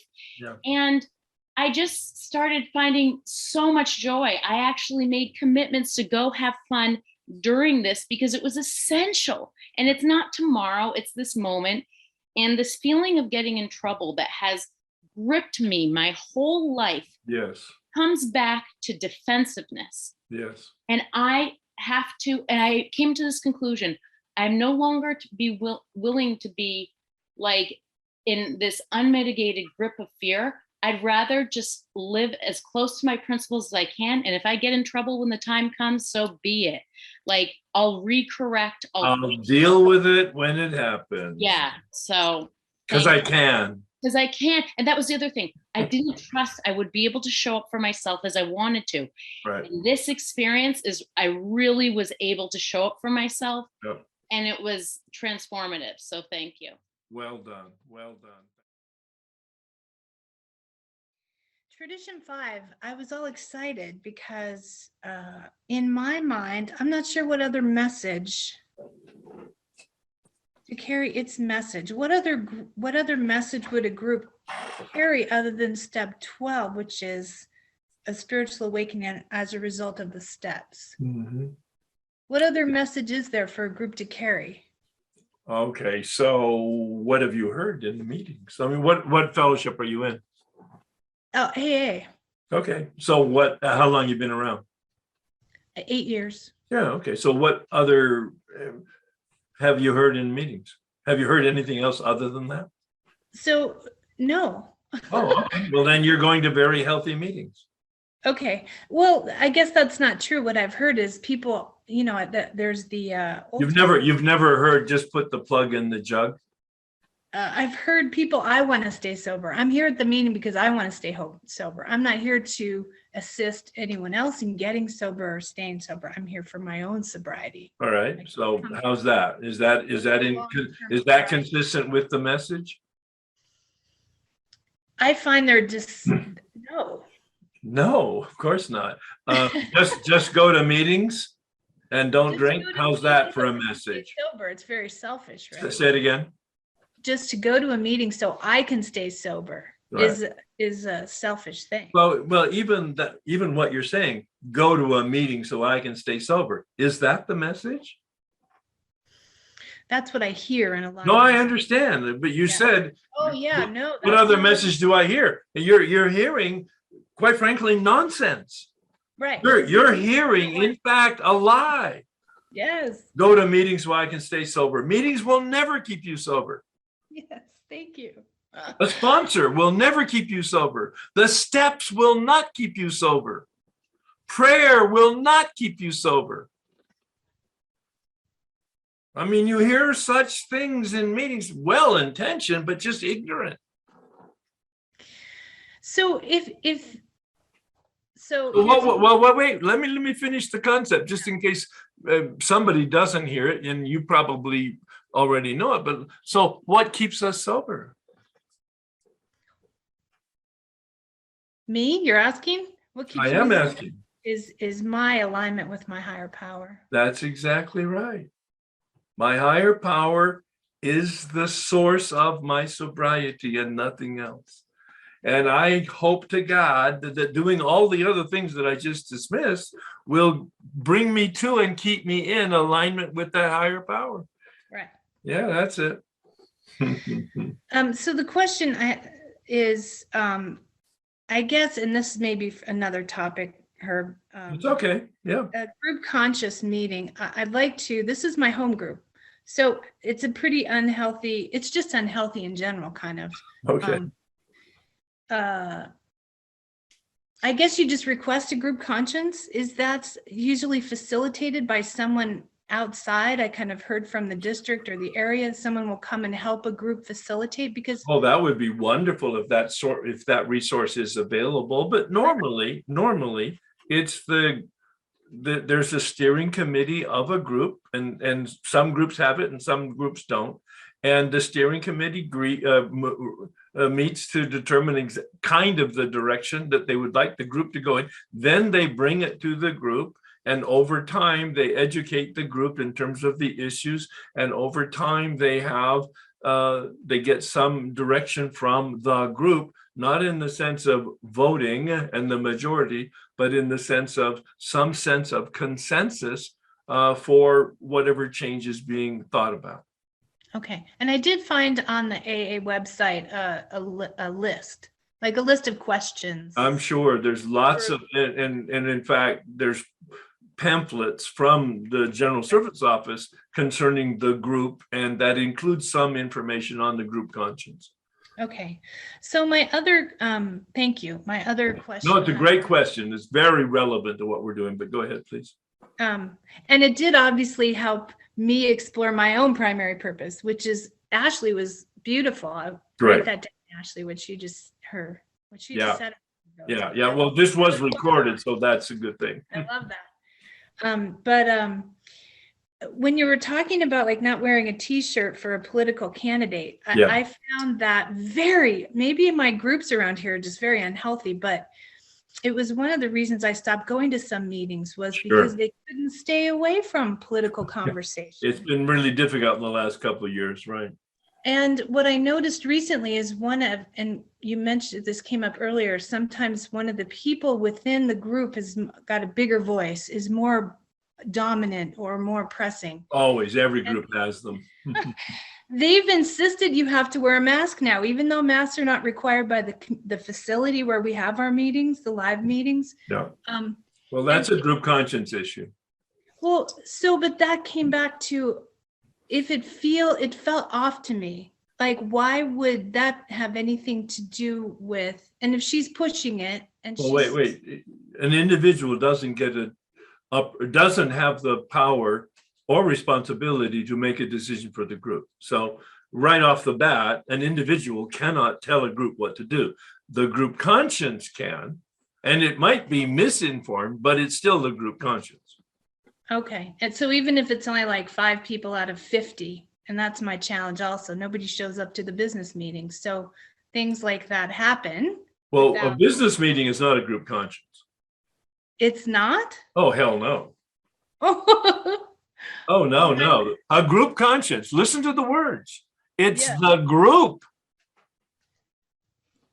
The business meeting is a facilitator for the group conscience, but the group is the entire body of people that show up for that particular discussion. so at a meeting, you can bring up a question like that? That's where a group conscience belongs, usually after not during the meeting. Right. Okay. But But after. directly after the meeting, they have pre-announced, probably 3 weeks in a row, that we're going to have a 30-minute discussion after the meeting on this subject and attempt to come to consensus. Not a vote. I'm not saying vote. I'm saying a consensus. Okay.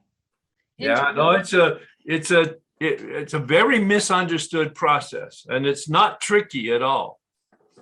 All right. Yeah. Well, I want to hear more about that because I think that would be very helpful around here. I'm sure there's lots of information as you would check with general service, check with your local, whatever central service office that you have, and or maybe on even Google might be able to give you some resources, because I'm sure there's lots of recordings about group conscience. It's such a powerful tool and hugely misunderstood.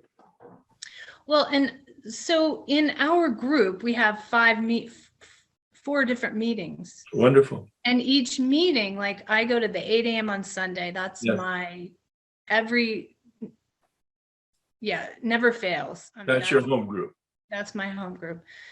But so since I do go to business meetings, I ask in my meeting on 8 a.m. if there's a big thing coming up for a vote, I ask them, what do you want me to say during the meeting? Oh, So I have a mini group conscience with Yeah. my 8 a.m. group, and then I represent at the business meeting. nice. But, I guess that's helpful, but Very helpful.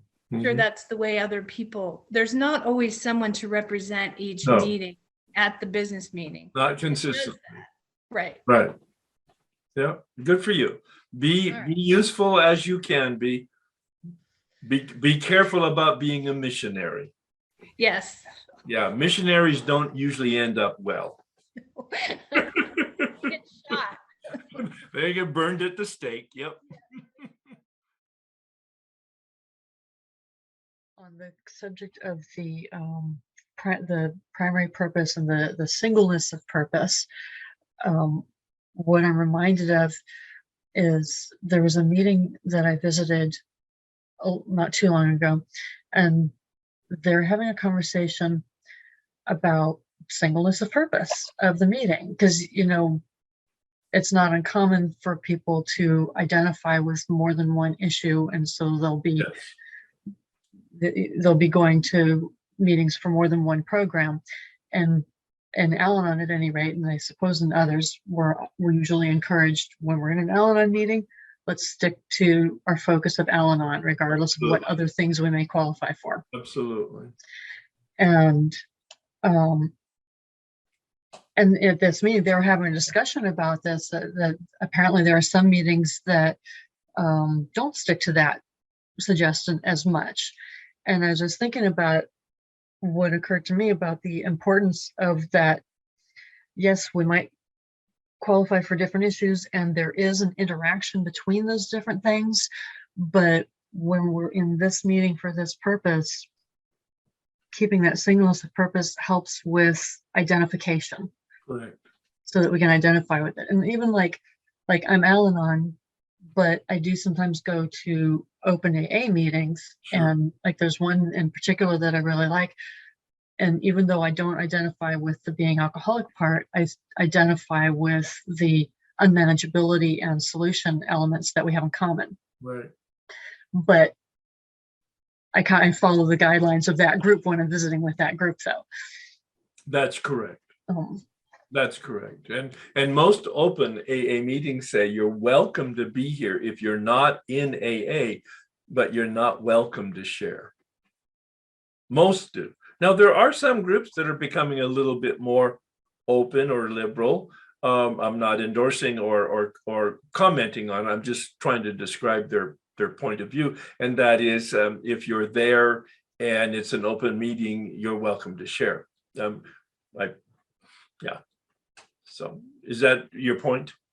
I guess basically it's just that how the singleness of purpose fosters the identification, and like that's really the point. Yeah. That an alcoholic can hear another alcoholic share about their experience, whereas they might not be able to hear it from somebody who isn't connected to that particular issue of alcoholism.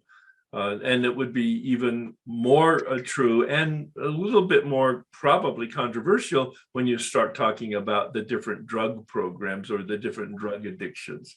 But I'm still as clear, drugs and alcohol are not the same.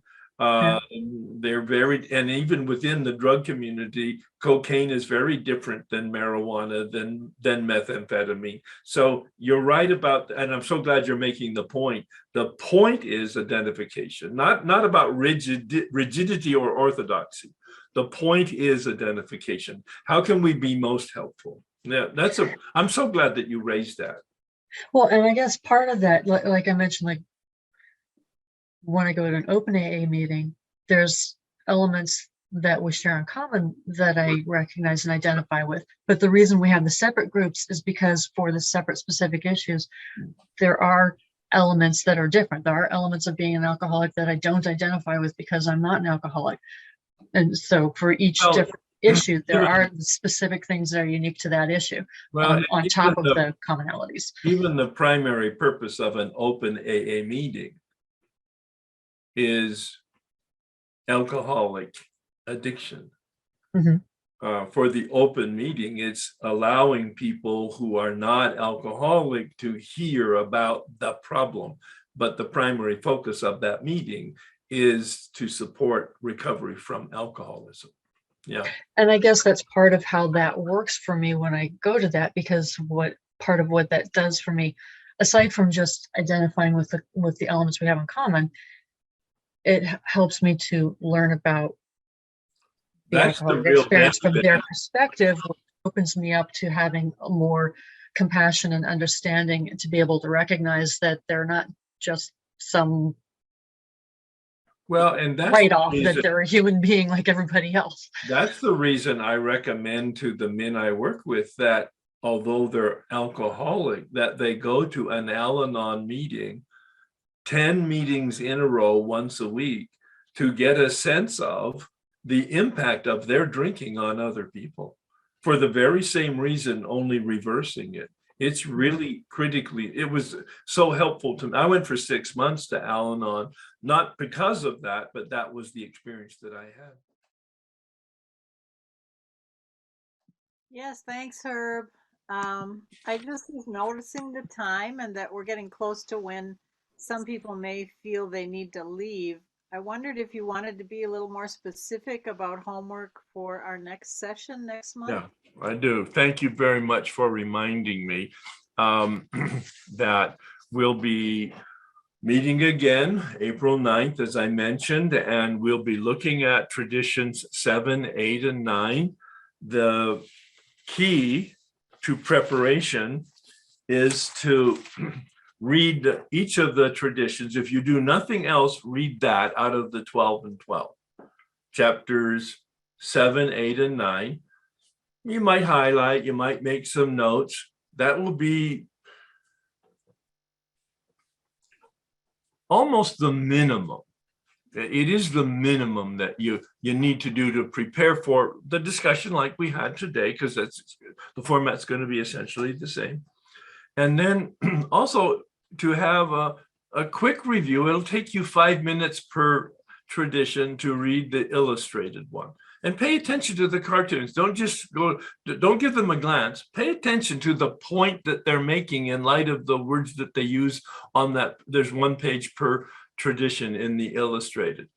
And it really makes a very clear point. It's a bullseye, especially after you've read the material from the 12 and 12.